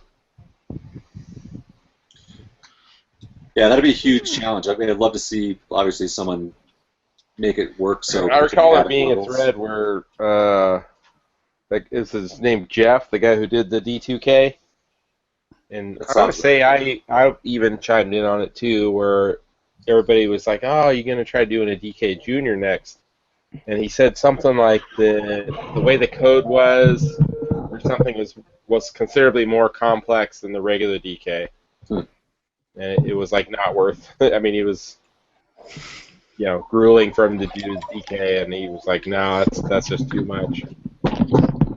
It kind of almost sounded that way with John tonight, where he talked about games that came out only a year or two later, or maybe 3 years later. Like What? You listened to John tonight? No, Yeah, like on the show tonight. Yeah. What show? So it's Not John Jacobson. DK Remix John. DK Remix, yeah. Our Where, suggestion. where somebody mentioned something about Tron or some other games that were Yeah, maybe, Bubba was talking about Tron. Yeah. and he's like, those are a lot more complex, the code in those or whatever. And by the way, I don't think he mentioned it on Club. His name's Sockmaster on Club. Yes, yeah. Which I didn't even realize he was on KLV before when I first mentioned it, and we were looking at it and we found it on the DK forums. He was actually on KLV before that, but just hadn't posted much. I think he came on like the end of 2015, if I remember seeing it correctly. Yeah. Yeah, I think that's the reason why we have such similar or close numbers in our boards. Is like as soon as we had that show, like the next day, I jumped onto the forums and like contacted. Yeah. Yep. I could see it being several hundred people wanting those once people really the word gets out. Right, that's a good point actually about the Major Havoc too. Is it like how many of those is he going to sell? I mean, DK, that's a really common. Yeah, that's true. There's not nearly as many out there. Like when it comes to like how much effort you put into it and how much money you're going to make back out of it. I mean, how many would you guess? 5,000 Donkey Kongs out there? Maybe more? Probably still working, fully working Donkey Kongs. 5,000 seems reasonable. Yeah, But Major Havocs, maybe not even 500, right? Right. Like 300. I think 3 to 500 seems reasonable. Yeah. Including all the conversions. Yeah, no, that totally makes sense. That's why he's probably mentioning Pac-Man. Yeah, Pac-Man would be another one. Like everyone's got a Pac-Man board. Yeah. Oh my God, he could build new mazes and do crazy shit with Pac-Man. Although Pac-Man's it's very simple. I mean, like, what are you gonna do? Like Donkey Kong's got springs and. And if you think about it, there's 96 in 1 on the pack already. It has all these different. Well, even the other versions of Pac, like Junior Pac-Man and all that kind of stuff, they did a whole bunch of stuff too, right? So there is a lot of variations of Pac-Man already out there. Pac has been kind of pretty well explored. Yeah. Right, yeah. And like you said, those guys are like notorious for going after IP. Well, and so is Nintendo though. Their arcade stuff they haven't been, because I know when they did D2K, they basically just contacted them. They just said, "Go ahead." I think it's because Namco still wants to make a lot of money off of the Pac-Man side of things. Like look at Battle Royale. Well, they have a cartoon on TV even. Well, yeah. Yeah, but look at Nintendo with the guy. I don't know if you guys saw this. It was up for 30 seconds. It was really short. Literally, it was like a day. But the guy who did the Zelda thing. Oh. Did you guys see that? The semi 3D Zelda. All right, so the guy took the very first Zelda 1 on the NES. He created an isometric version of that. Well, sort of isometric, but it was a 3D version of Zelda, and he was working on this thing, and it was all about he wasn't making money. It was just a free game you could play online, but it was the original Zelda game, in this weird isometric 3D thing, and it got taken down within 24 hours by Nintendo. Wow. Did you see the unofficial fan built sequel to Link to the Past with the same artwork and everything for the SNES? No. There's some guy went and coded a completely new story using the same Link to the Past, because I mean I'm a big agent to say that Link to the Past was the best Zelda hands down, and Nintendo just left him alone. They just let him do his thing. It was a little buggy, and I don't think they ever finished the product. But you can. Oh, sorry. You can. It's hard to talk and play. Yeah, I'm in a lot of trouble here. But now you're not. If you maybe you still are. if you look into it, I mean, there's a full new version of Super Nintendo Zelda out there. It's really badass. But what you have to is it a ROM you have to download and put into an emulator or something like that? Honestly, I don't remember. I'm going from memory from seeing it from at least a couple of years ago. Are you point pressing? Maybe a little. I know. John's actually in the, That's John new for too, by the record. way, guys. Yeah, That- the way that it drops down is new. The animation, yeah. John's in the YouTube chat. He says that Donkey Kong's a special case because Nintendo themselves don't actually own the code for arcade Donkey Kong. Oh. Who owns it? Maybe the guys who programmed it themselves. I don't know. Because I remember hearing when DQ2K was Yeah. made that they contacted Nintendo. Nintendo said, "Do whatever you want." Huh. Weird. Well, yeah, because if they don't own it, then you can do whatever the fuck you want. Well, that or, I mean, I don't think Rich has had problems with them either, as far as IP of remaking artwork. But I know he's had problems with Williams stuff. So, like, what about does Donkey Kong Jr. fall in that same thing? Is it? Yeah, I don't know. I guess it depends if people want to make stuff with it. I guess. No idea, because they've never really gone after. I mean, they've never really done like any retro arcade stuff, right? Whereas like Namco still does that shit. Well, they Like, used. Nintendo's out of that business, basically. What about the stuff for the DS that just came out not long ago, like the remix? Right. Like yeah. NES remix, right? There's some stuff there too, and they've got their Amiibo Right, but that's all line. console stuff. They're not into the arcade stuff, though. And those were console versions of all those games. Too. Oh yeah. Yeah, right. So like arcade stuff, they've just kind of wiped their hands and said we're done. Yeah. And that's what I remember. I don't know if it's a Seattle guy or somebody that did the D2K or helped with it or something. I remember reading something about it, and then them basically saying they don't really care about the arcade stuff anymore. Interesting. Yeah. And I know I talked to Rich about like him doing T-shirts and stuff and how much slack he's gotten from it, and he said that most companies it's not. He has had problems with Williams stuff. Really? Because apparently some guy in California, through like other deals, got the rights to Williams stuff, and he actually showed up at one of the shows. I don't know if it was CAX or Seattle. He basically kind of pointed at the desk where the shirts were and said, "Can you take these off here, please?" Is that why he had a Christmas fire sale with all of his shirts? No, he just does that once in a while. Oh. And then he got a cease and desist from them as well, I think. Wow. Well, I mean, it is true. Like, I mean, if you own IP, you do have responsibility to protect your IP, because if you let it get out there, yeah, you have to fight it when it comes up, because if you don't, then it becomes a precedence for you not fighting it, and that means it opens it up for people not basically ignoring that. So that's, and I respect that. I mean, like as an IP owner, like you got to do that shit, but I think I mean, like that disrespectful project was awesome. That thing that guy was doing was fucking amazing, and it was all online and gorgeous, and like it was just totally a fan thing. Some guy who just loved Zelda and just wanted to do shit for the the 30th anniversary and make a big deal out of it. But at the same time, you got to respect the fact that like the IP owners have to do their they have to protect those IPs. So it says John's on the chat still. So he says that Nintendo contracted another company to create Donkey Kong for them, and then Nintendo later went against the contract stipulations when they created DK Jr., and they later lost the lawsuit by that company. Yeah, weren't they? They were trying to get the rights to Popeye initially too, weren't they? And that's where Donkey Kong initially came from. That's the story. I was going to say one of the things, like Andrew, I completely agree with you on the IP side of things. I think the only disrespectful thing is when you get like a big company like Disney, and their lobbyists go and try to push copyright law around. I think that's when it's a shame. It should be a little bit more open than that, because Disney's been lobbying to push the copyright laws in the States back so much, just so that they can continue to keep their dominance over their IP. Well, again, though, but they have shareholders, and they have a responsibility to their shareholders to make sure that they're protecting those IPs. Otherwise, you dilute the IP by having things which are, so if someone creates like a fan version of a Zelda game, right, and they redo the whole thing and they make their own version of it, all that stuff.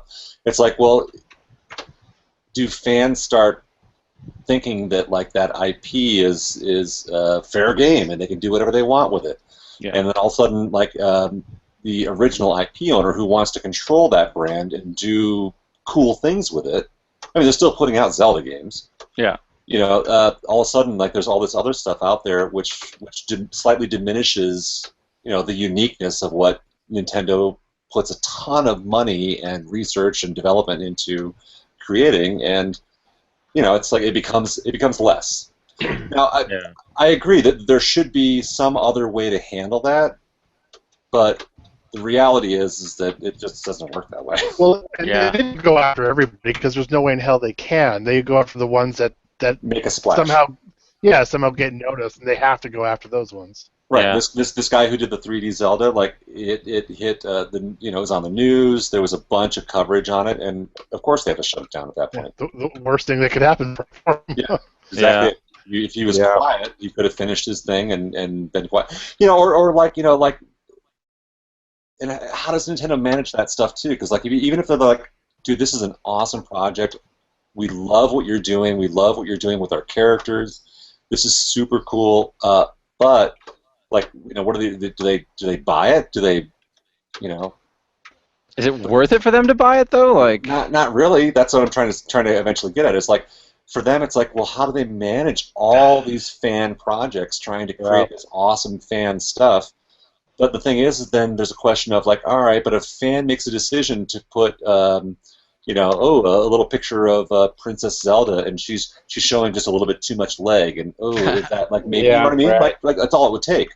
It's like a fan just being a little bit too racy, and then you turn it into something that's like not their vision of what Zelda is. Yeah. And then it's like no matter how cool the rest of it is, that's just doesn't work. So it's kind of funny because as far as like fan work goes, or even open source, like I'm all for that, but at the same time, like IP is kind of stupid. The fact that you have to even fight for it, it's yours. The fact that you can lose it over time is ridiculous to me.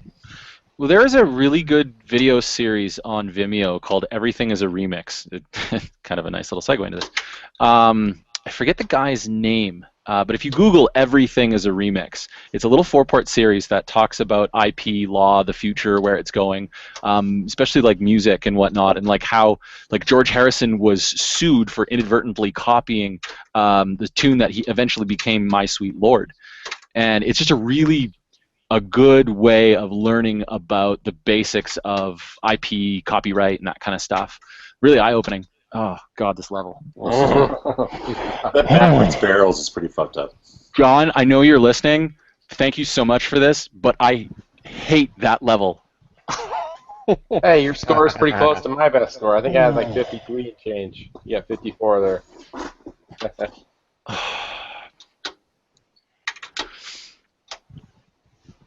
Okay, here we're gonna.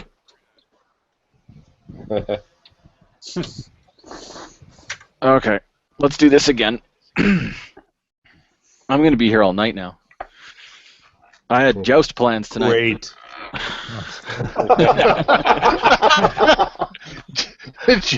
just kidding. Chance is back. Fuck. What a dick. Yeah. Josh has been when they joking turn for out the months that I'm lights, all the permabanned. purple goes away. Oh, yeah, right? Oh. Well, you guys were making like purple jokes earlier, and I was like, wait a minute. That's just because we were chatting about it, so you can actually tell what we were talking about. Oh no, I don't. You know, blame me, I don't camera. care. It's his fault. Oh. No, dude, I don't care. Right. Go ahead. I totally know what this thing is, and I love it. So. Yeah, it's the Pauline edition, right? Yeah. I just got the pink wrong. Time Runner, anything new in the arcade world this past week, buddy? You haven't been on in a while, have you? I know, right? I mean, something was always happening. Even tonight, I saw the Jungle Book at a sneak. I've been getting a lot of these where you get to go to the movie like 4 days or a week and a half in advance. So, by the way, Jungle Book, 2 thumbs up. Pretty good. Nice. You weren't thrown off by like their voices in the trailer? No, I mean I liked it. I didn't know that was Scarlett Johansson playing a snake. Oh wow! Spoiler, thanks. Now maybe I'm gonna go. No, I mean it's a good little action movie. Really strange. I felt like, man, I'm being more entertained than I thought. I mean, there were a lot of screaming children there, but What have I done? Well, of course, the Super Pac-Man over here. I've documented that. That was a great video, by the way. I talked about that. That was cool. I do want to do a lot of those, where there's a lot of quick cuts and stuff like that. I was like, that's so perfect. That's like exactly if I was to direct somebody, like your first game you bring home, those are the things you need to hit. Right. Yeah. To me, it's like leg levelers. Vacuum it out. Check this, check that, Knock the shit on the floor so you have to clean it all up. That was awesome.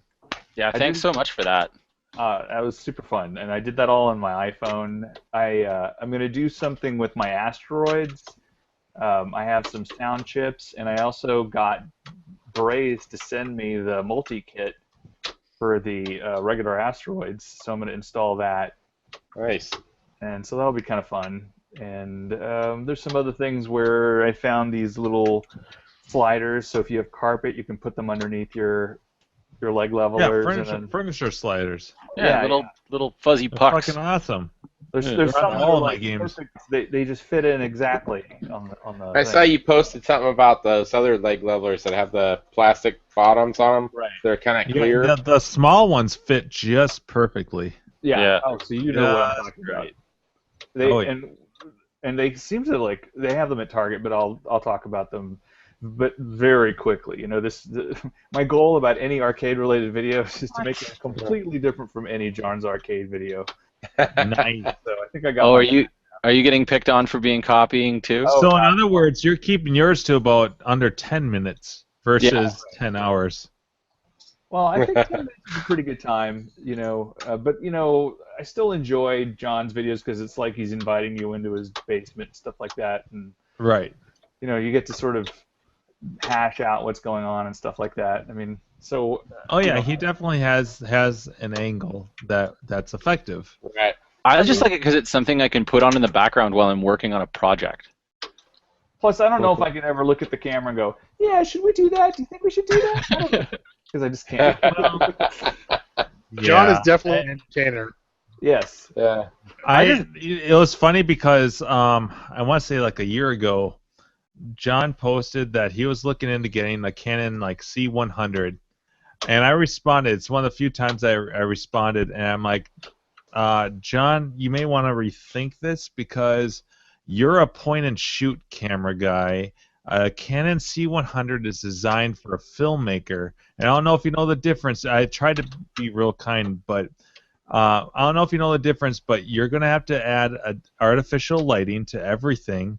You're going to have to set up your shots. You're going to have to manual focus stuff, and you're going to have to rethink how you do things. I guarantee you it'll add 3 times at least the length to your production for doing these videos. And he's like, oh, good point. And then he never changed his camera. I love that story. Yeah. I want to go on record though, but to be honest with you, the Canadian Arcade and we wouldn't be here without John. Just the inspiration that we got from him. No. No, legit. Really? What? Yeah. I'm not kidding. But because I started this hobby watching his videos, and I love them. Right? I mean, they're awesome. So I'm very thankful for his channel. As we all are. I believe it. Yep. Yeah. And that was a sincere moment. I wasn't. We trying love to be a John. dick. Yeah. We do. No sarcasm. Totally. And then what else? Oh, I've been renovating bathrooms. So for the last 3 weeks, I've had sort of partially working bathrooms. Can you show us your bathroom restoration? I've been following your Instagram. Yeah, you'd have to go to look for Time Runner 88 on Instagram. Hey guys, we are in the bathroom and Time Runner's flush video. No videos for that. I can just imagine. Last night we had Thai food. Yeah, but are you running a toilet and it can flush a bucket of golf balls? I get it. Yeah. No, but I do want to start a series where I drink a beer in the shower. I don't know why, because the shower is so awesome and there's a cool shelf, and my wife is like, "That's the beer shelf," and I'm like, "What the hell does that mean?" You've got a cool wife. She's a weirdo. I like her. I was just thinking that the other day, actually. You know, I drink my fair share of beer. Before.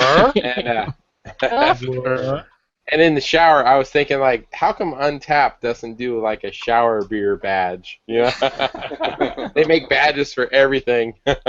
You'd be cool. You went way too fast. I'm going to tell you that right now. A beer tap in the shower. Mark. Or just have it come out Wait, of what's the that picture Instant there? orgasm. Oh, that's Hoverboard. that's on the day after Back to the Future Day, where they hired the stuntmen from Back to the Future Part 2, and they rigged up 3 cranes, and you could hoverboard just like they did in the movie. Okay, yeah, I saw the clip of you flying around on it. Right. That's awesome. Were you going wee? Oh God! I didn't see that. I like your inserts. If you know what I mean. So I had looked up, you know, they talk about the sites where they film stuff for movies, and you know, the Back to the Future, of course, and where they had Marty McFly's house was in Burbank, right? I think it's Burbank. Right next to there, yeah. The Okay. little city that starts with Well, I was born in Burbank, and I did the thing. I was like 9 miles away, where I was born and lived till I was about 8 or 9 years old. I was like, it looked familiar. The pictures, the way the you know, those power lines are in the background and stuff. Like, man, that just really reminds me of the area I, you know, spent my wee little youth at. It's funny, that guy, we had a street party in front of the house, but the guy hates fans. I mean, you bought the wrong house, buddy. I don't know how. Yeah, I know. I would love to buy it. I would, you know, turn it into a museum if I could, but not practical. But I think they just gave him a lot of money, and then we were able to rent the whole. We actually had a street party that whole day. Wow. Crazy times last year. The thing that pissed me off in that movie was like, you would never park a truck like that in the garage. The Toyota's like all at an angle at a 45. That's what pissed you off? Yeah, I'm like, that is not right. No one parks a truck like that in their garage. Unless it's an ad. Yeah, for... but that truck was hot. Someday, Jennifer. Yeah. Someday. Wait, which Jennifer? I like Claudia Wells, I think, a little bit better. Yeah. The original girlfriend. He totally got a boob job though later. Really? Holy crap! I've met her. She's pretty awesome, actually. Why wasn't she in the next movie? I had heard because they wanted a higher caliber actress or something, but no, her mom was sick, so she thought her mom was gonna die, so she said, "No, I gotta hang out with my mom." Did she do many movies after that? I mean, kind of retired. Yeah, she does some stuff occasionally, but she owns a Armani store somewhere in. Where are they now? Area. Yeah. Oh shit! Is that from? That was from. The more you know. Party.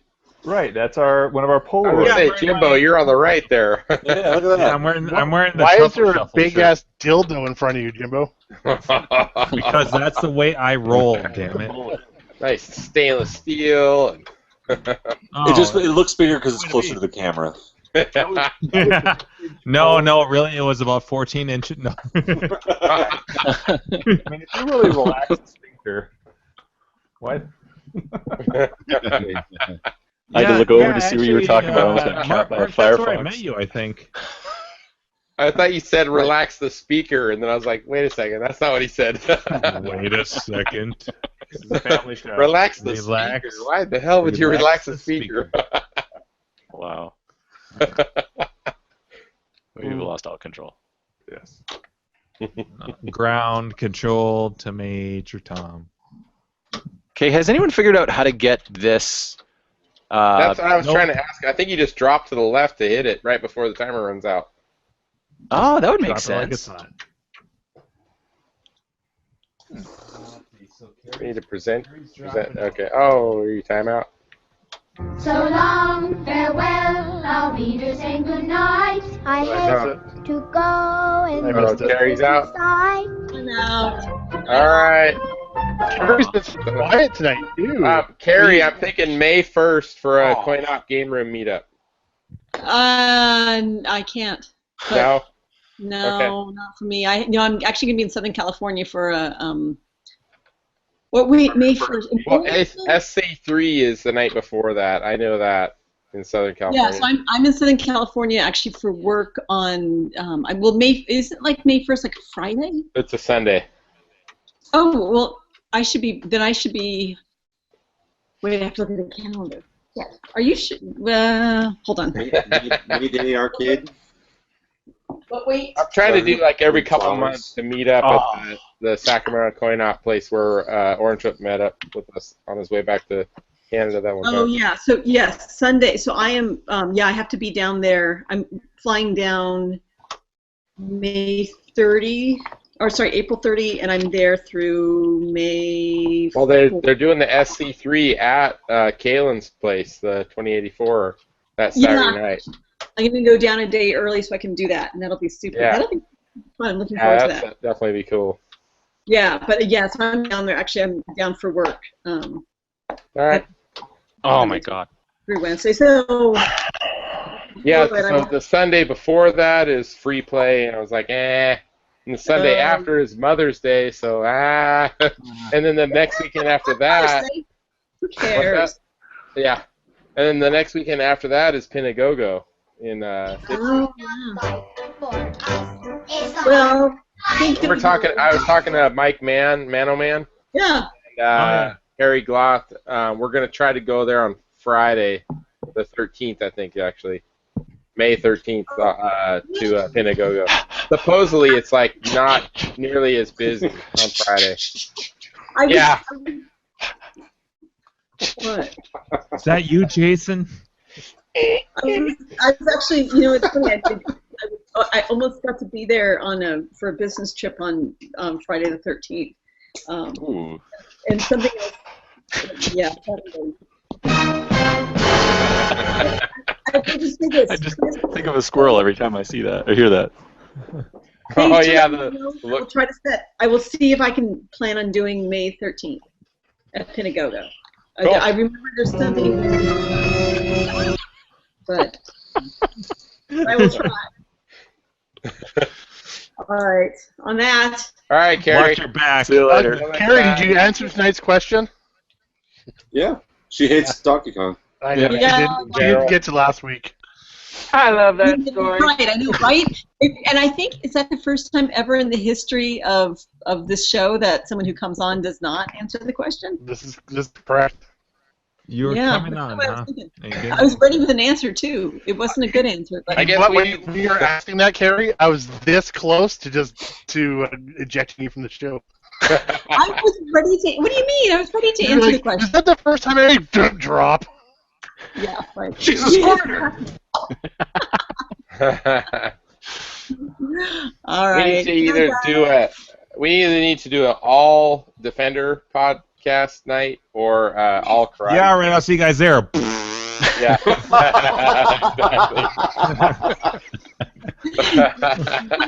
off doesn't have the same sound and the same ring as whack off. All right, Care Bear. Peace. All right. Thank you. Hey, Carrie. That's easy. Yeah. Toodaloo. Au revoir. Auf Wiedersehen. See, there's an Ciao. Ding dong day. So that's very perfect. Ding dong day. See you on Saturday. Oh, that's right, huh, Andrew? Holy Yeah. shit. Oh, it's a quarter after one. At least post a few pictures that everybody can see.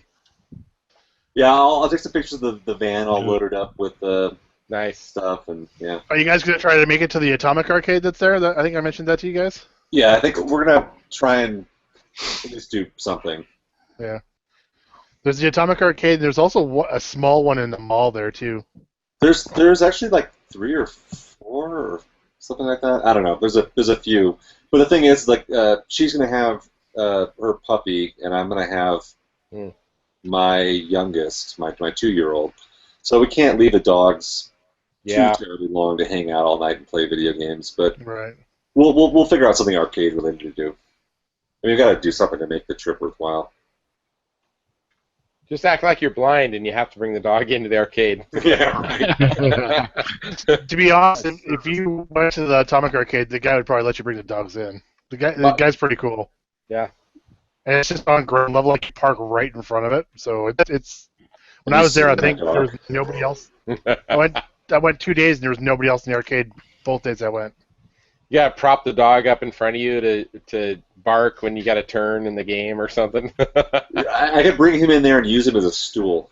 Yeah. You remember my dogs are like this big. Yes. Huge. Actually, it's funny because the first time I went to the Atomic Arcade, my wife and I, we walked in and all the lights were kind of dim and half the games were on, and we literally walked around for like 15 minutes. Nobody was in the place, and we just kept going hello, hello, hello, and then all of a sudden we heard a ba-whoosh, and a guy comes out of the bathroom. Oh, hey! Ba-whoosh.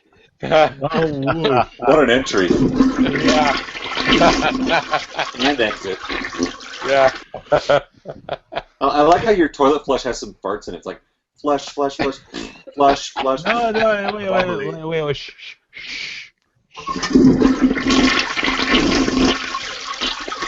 There's some, there kind of is. There's some wet farts in that toilet flush. It's either that or some suction sounds.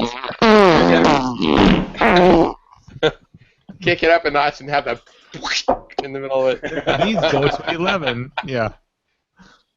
You need a wet one in there. So yeah, this is actually you better check the shorts. This is a big week for arcade games shipping and moving in and out. Yeah. Of this place here, right? So Defender and Spy Hunter have left. Where are they headed? What? Well, I'll I have leave an that. idea.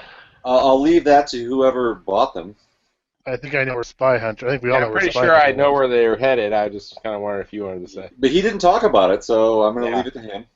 They left yesterday, so I've got a bunch of pictures that I took of, what you're gonna do is like as a seller, like I'm selling games, right? So I'm taking like pictures and pictures and pictures, like while the guys are like wrapping the games up and loading up onto the trucks and all the rest of that stuff. I got this great one.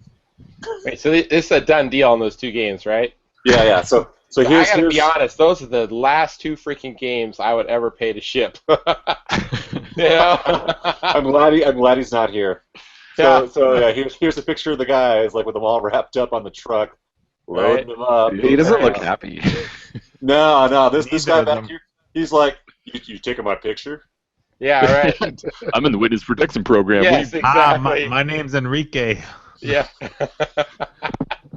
The guys actually were super awesome. They obviously it's the white glove service, so they wrap everything up and take care of all the. He's like, shit. look at these tattoos. Each one of them's from time I spent.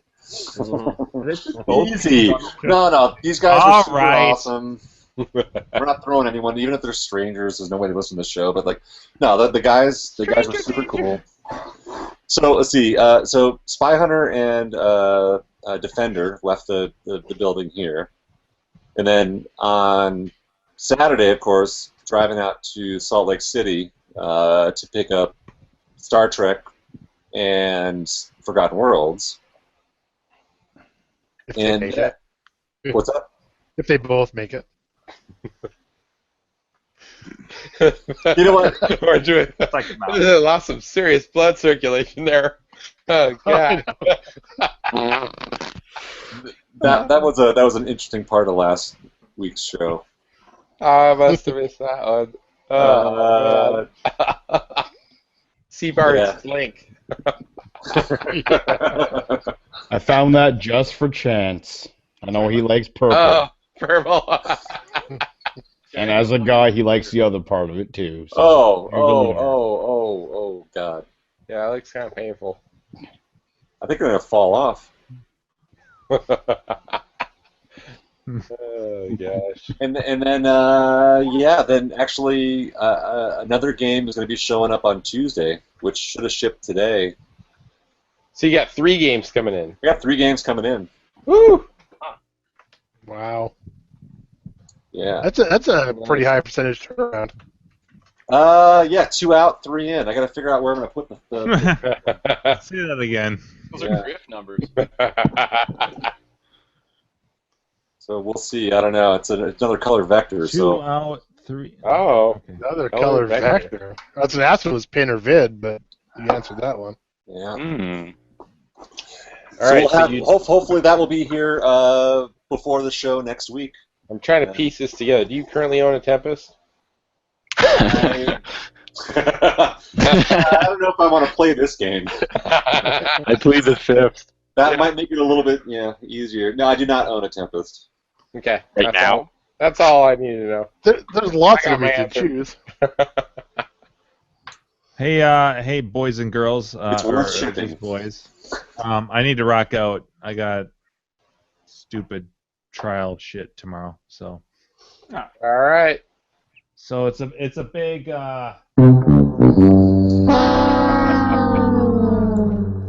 Which is another fart sound. Yeah. Well, I like these.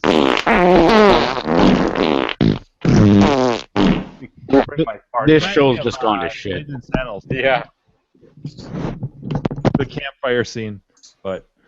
All right. All right, Jimbo. Till next time. Jimbo. Hey, what is it? 7 weeks till Brofest now? A little over 7, yeah. Yes. So, someone needs to bring a 360 cam and live stream so I can feel like I'm there. Right. We'll get like 3D. We'll virtual- GoPro it. yeah. We'll just wear helmets the whole time. Right. We'll just wear like 6 GoPros around our heads. I checked the price on We'll 360 constantly cams. just be turning their heads around. I'll put one on my belt buckle for you. Yeah, it'll be the GoPro codpiece. It'll be like, hey, Seabart, look over here. No, look over there. Look over You know, here. Hey, Seabart, guess where that yellow liquid's coming from? They do make a barrel mount that can mount on a cylinder object about yay round, like the barrel of a gun. That's too much work. Looks a little too small. All right, boys. I'll see you guys next week. Okay. Hey, Jimbo. Later, Jeb. Laters. Night. I still have to book my flight. I haven't booked the flight yet at all. Oh boy. I haven't For booked what? anything actually. Fuck. Don't book a hotel room now. You're going to be sleeping on the beach. I'll just, there'll be lots of hotel rooms, just no cabins left. Oh, for Brofest. Yeah. I think a couple of us are going to drive down for Grinkers in October. Nice. But So you're Not more west? yeah, I'm like 8 hours. I think 8 hours north of Eagle. Okay. So I was going to come That's to less Brofest than too, my but drive. yeah, Yeah, it's better than mine too. I was going to And come to mine. Brofest too, but we're flying out to Paris that week. So we're gonna do- Paris. yeah, we're going to do. The girlfriend and I are going to do London, Paris, and Iceland in a 2-week span. So I'm Nice. going to try and find something like arcade. I know they're really, really heavy pin out there. I've been researching kind of different places to find pinball anything. I guess they're all mint condition out there because they flip them over so fast because the tensions just goes out the window. But When you go to Italia, you're going to Italy, you said, right? no, day in Iceland, 5 days in Paris, 4 days in London, and then another full day in Iceland. So You're not taking your girlfriend to Italy, the romance capital of the world. well, no, we're Paris. Come on. That would be Paris. Yeah, that would be Paris. Screw. Or you could consider it Reykjavik in Iceland because that's the highest incest capital of the world. Yeah. Just There's to a be lot of clear, love there. we're staying in the airport pretty much the entire time for that part. But I have a friend that's from there, and I book him all the time about it. oh, I don't know which is scarier, that there is an incest capital of the world, or the fact that you knew what the incest capital of the world was. My you wife, have a friend. I can easily answer that. My wife, He's a bro. Yeah. My wife is a genetic scientist, and a lot of the studies come from Iceland. Well, it's such a small, like, isolated place, right? Yeah, that's exactly what it is. Yeah. With one tall building. one town, city, and that's it. Yeah. Everything else All other than related. that is just tundra. Yeah, but a couple of blocks from said tall church spire, there's actually an arcade that we might go check out. But cool. Yeah, I'm actually allowed. Am I allowed to go to some of the? Yeah. Okay. She's sitting right here. Well, then you need to put her on camera for a second. No. This is. Oh, bullshit. Kick! Honey? Yeah. No, she's like, no. We're expecting the. No, you're lucky you didn't. You guys understand what I'm saying? Did you get to Guns N' Roses tickets?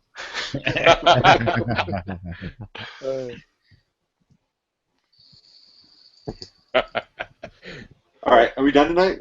I think we might be. I don't think anybody else know our other arcade stuff. Yeah, we're chatted out probably. Chatted out. Well, I'd like to say thanks to John and Nina for coming on the show tonight. The Donkey Kong remix people, that was totally awesome. Special guest. Yeah, Awesome. and I hope he comes back even just as arcade collector and just comes on and chats. Don't have to talk shop or anything like that. Just join us for another wild Tuesday night of talking arcade shit. Totally. And I'd like to thank all of my guests here as well. All my guests, all of our co-hosts that are on, still making it up to this point of time. I don't know, was it 2 a.m. almost in Ottawa? 2:30. 2:30 a.m. I have to be headed out the door at 5 to go to work. I've never seen you on this late before. The man is a machine. Oh, you kidding? Yeah. Oh yeah, he's been on there and that. I had a big bowl of pasta and I had a nice 2.5 hour nap after eating like the size of my head bowl of pasta. So I was like, okay, I'll power up good. I'd also like to thank Chance here for his third time around for not showing us any Santa shit pics. Yeah, good job, Chance. I'm under probation. Hey, welcome to the party. Just make sure you subscribe to.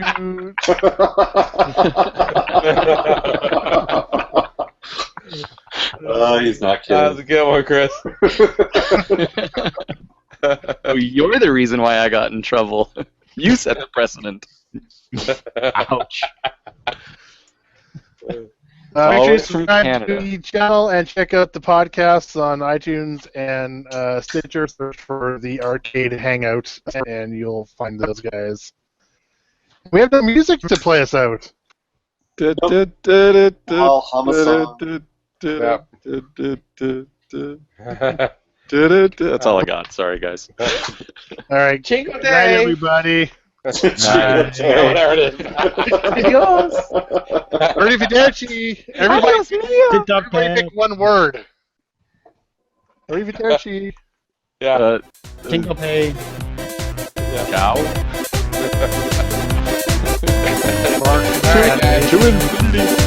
Night, fuckers. Night, guys.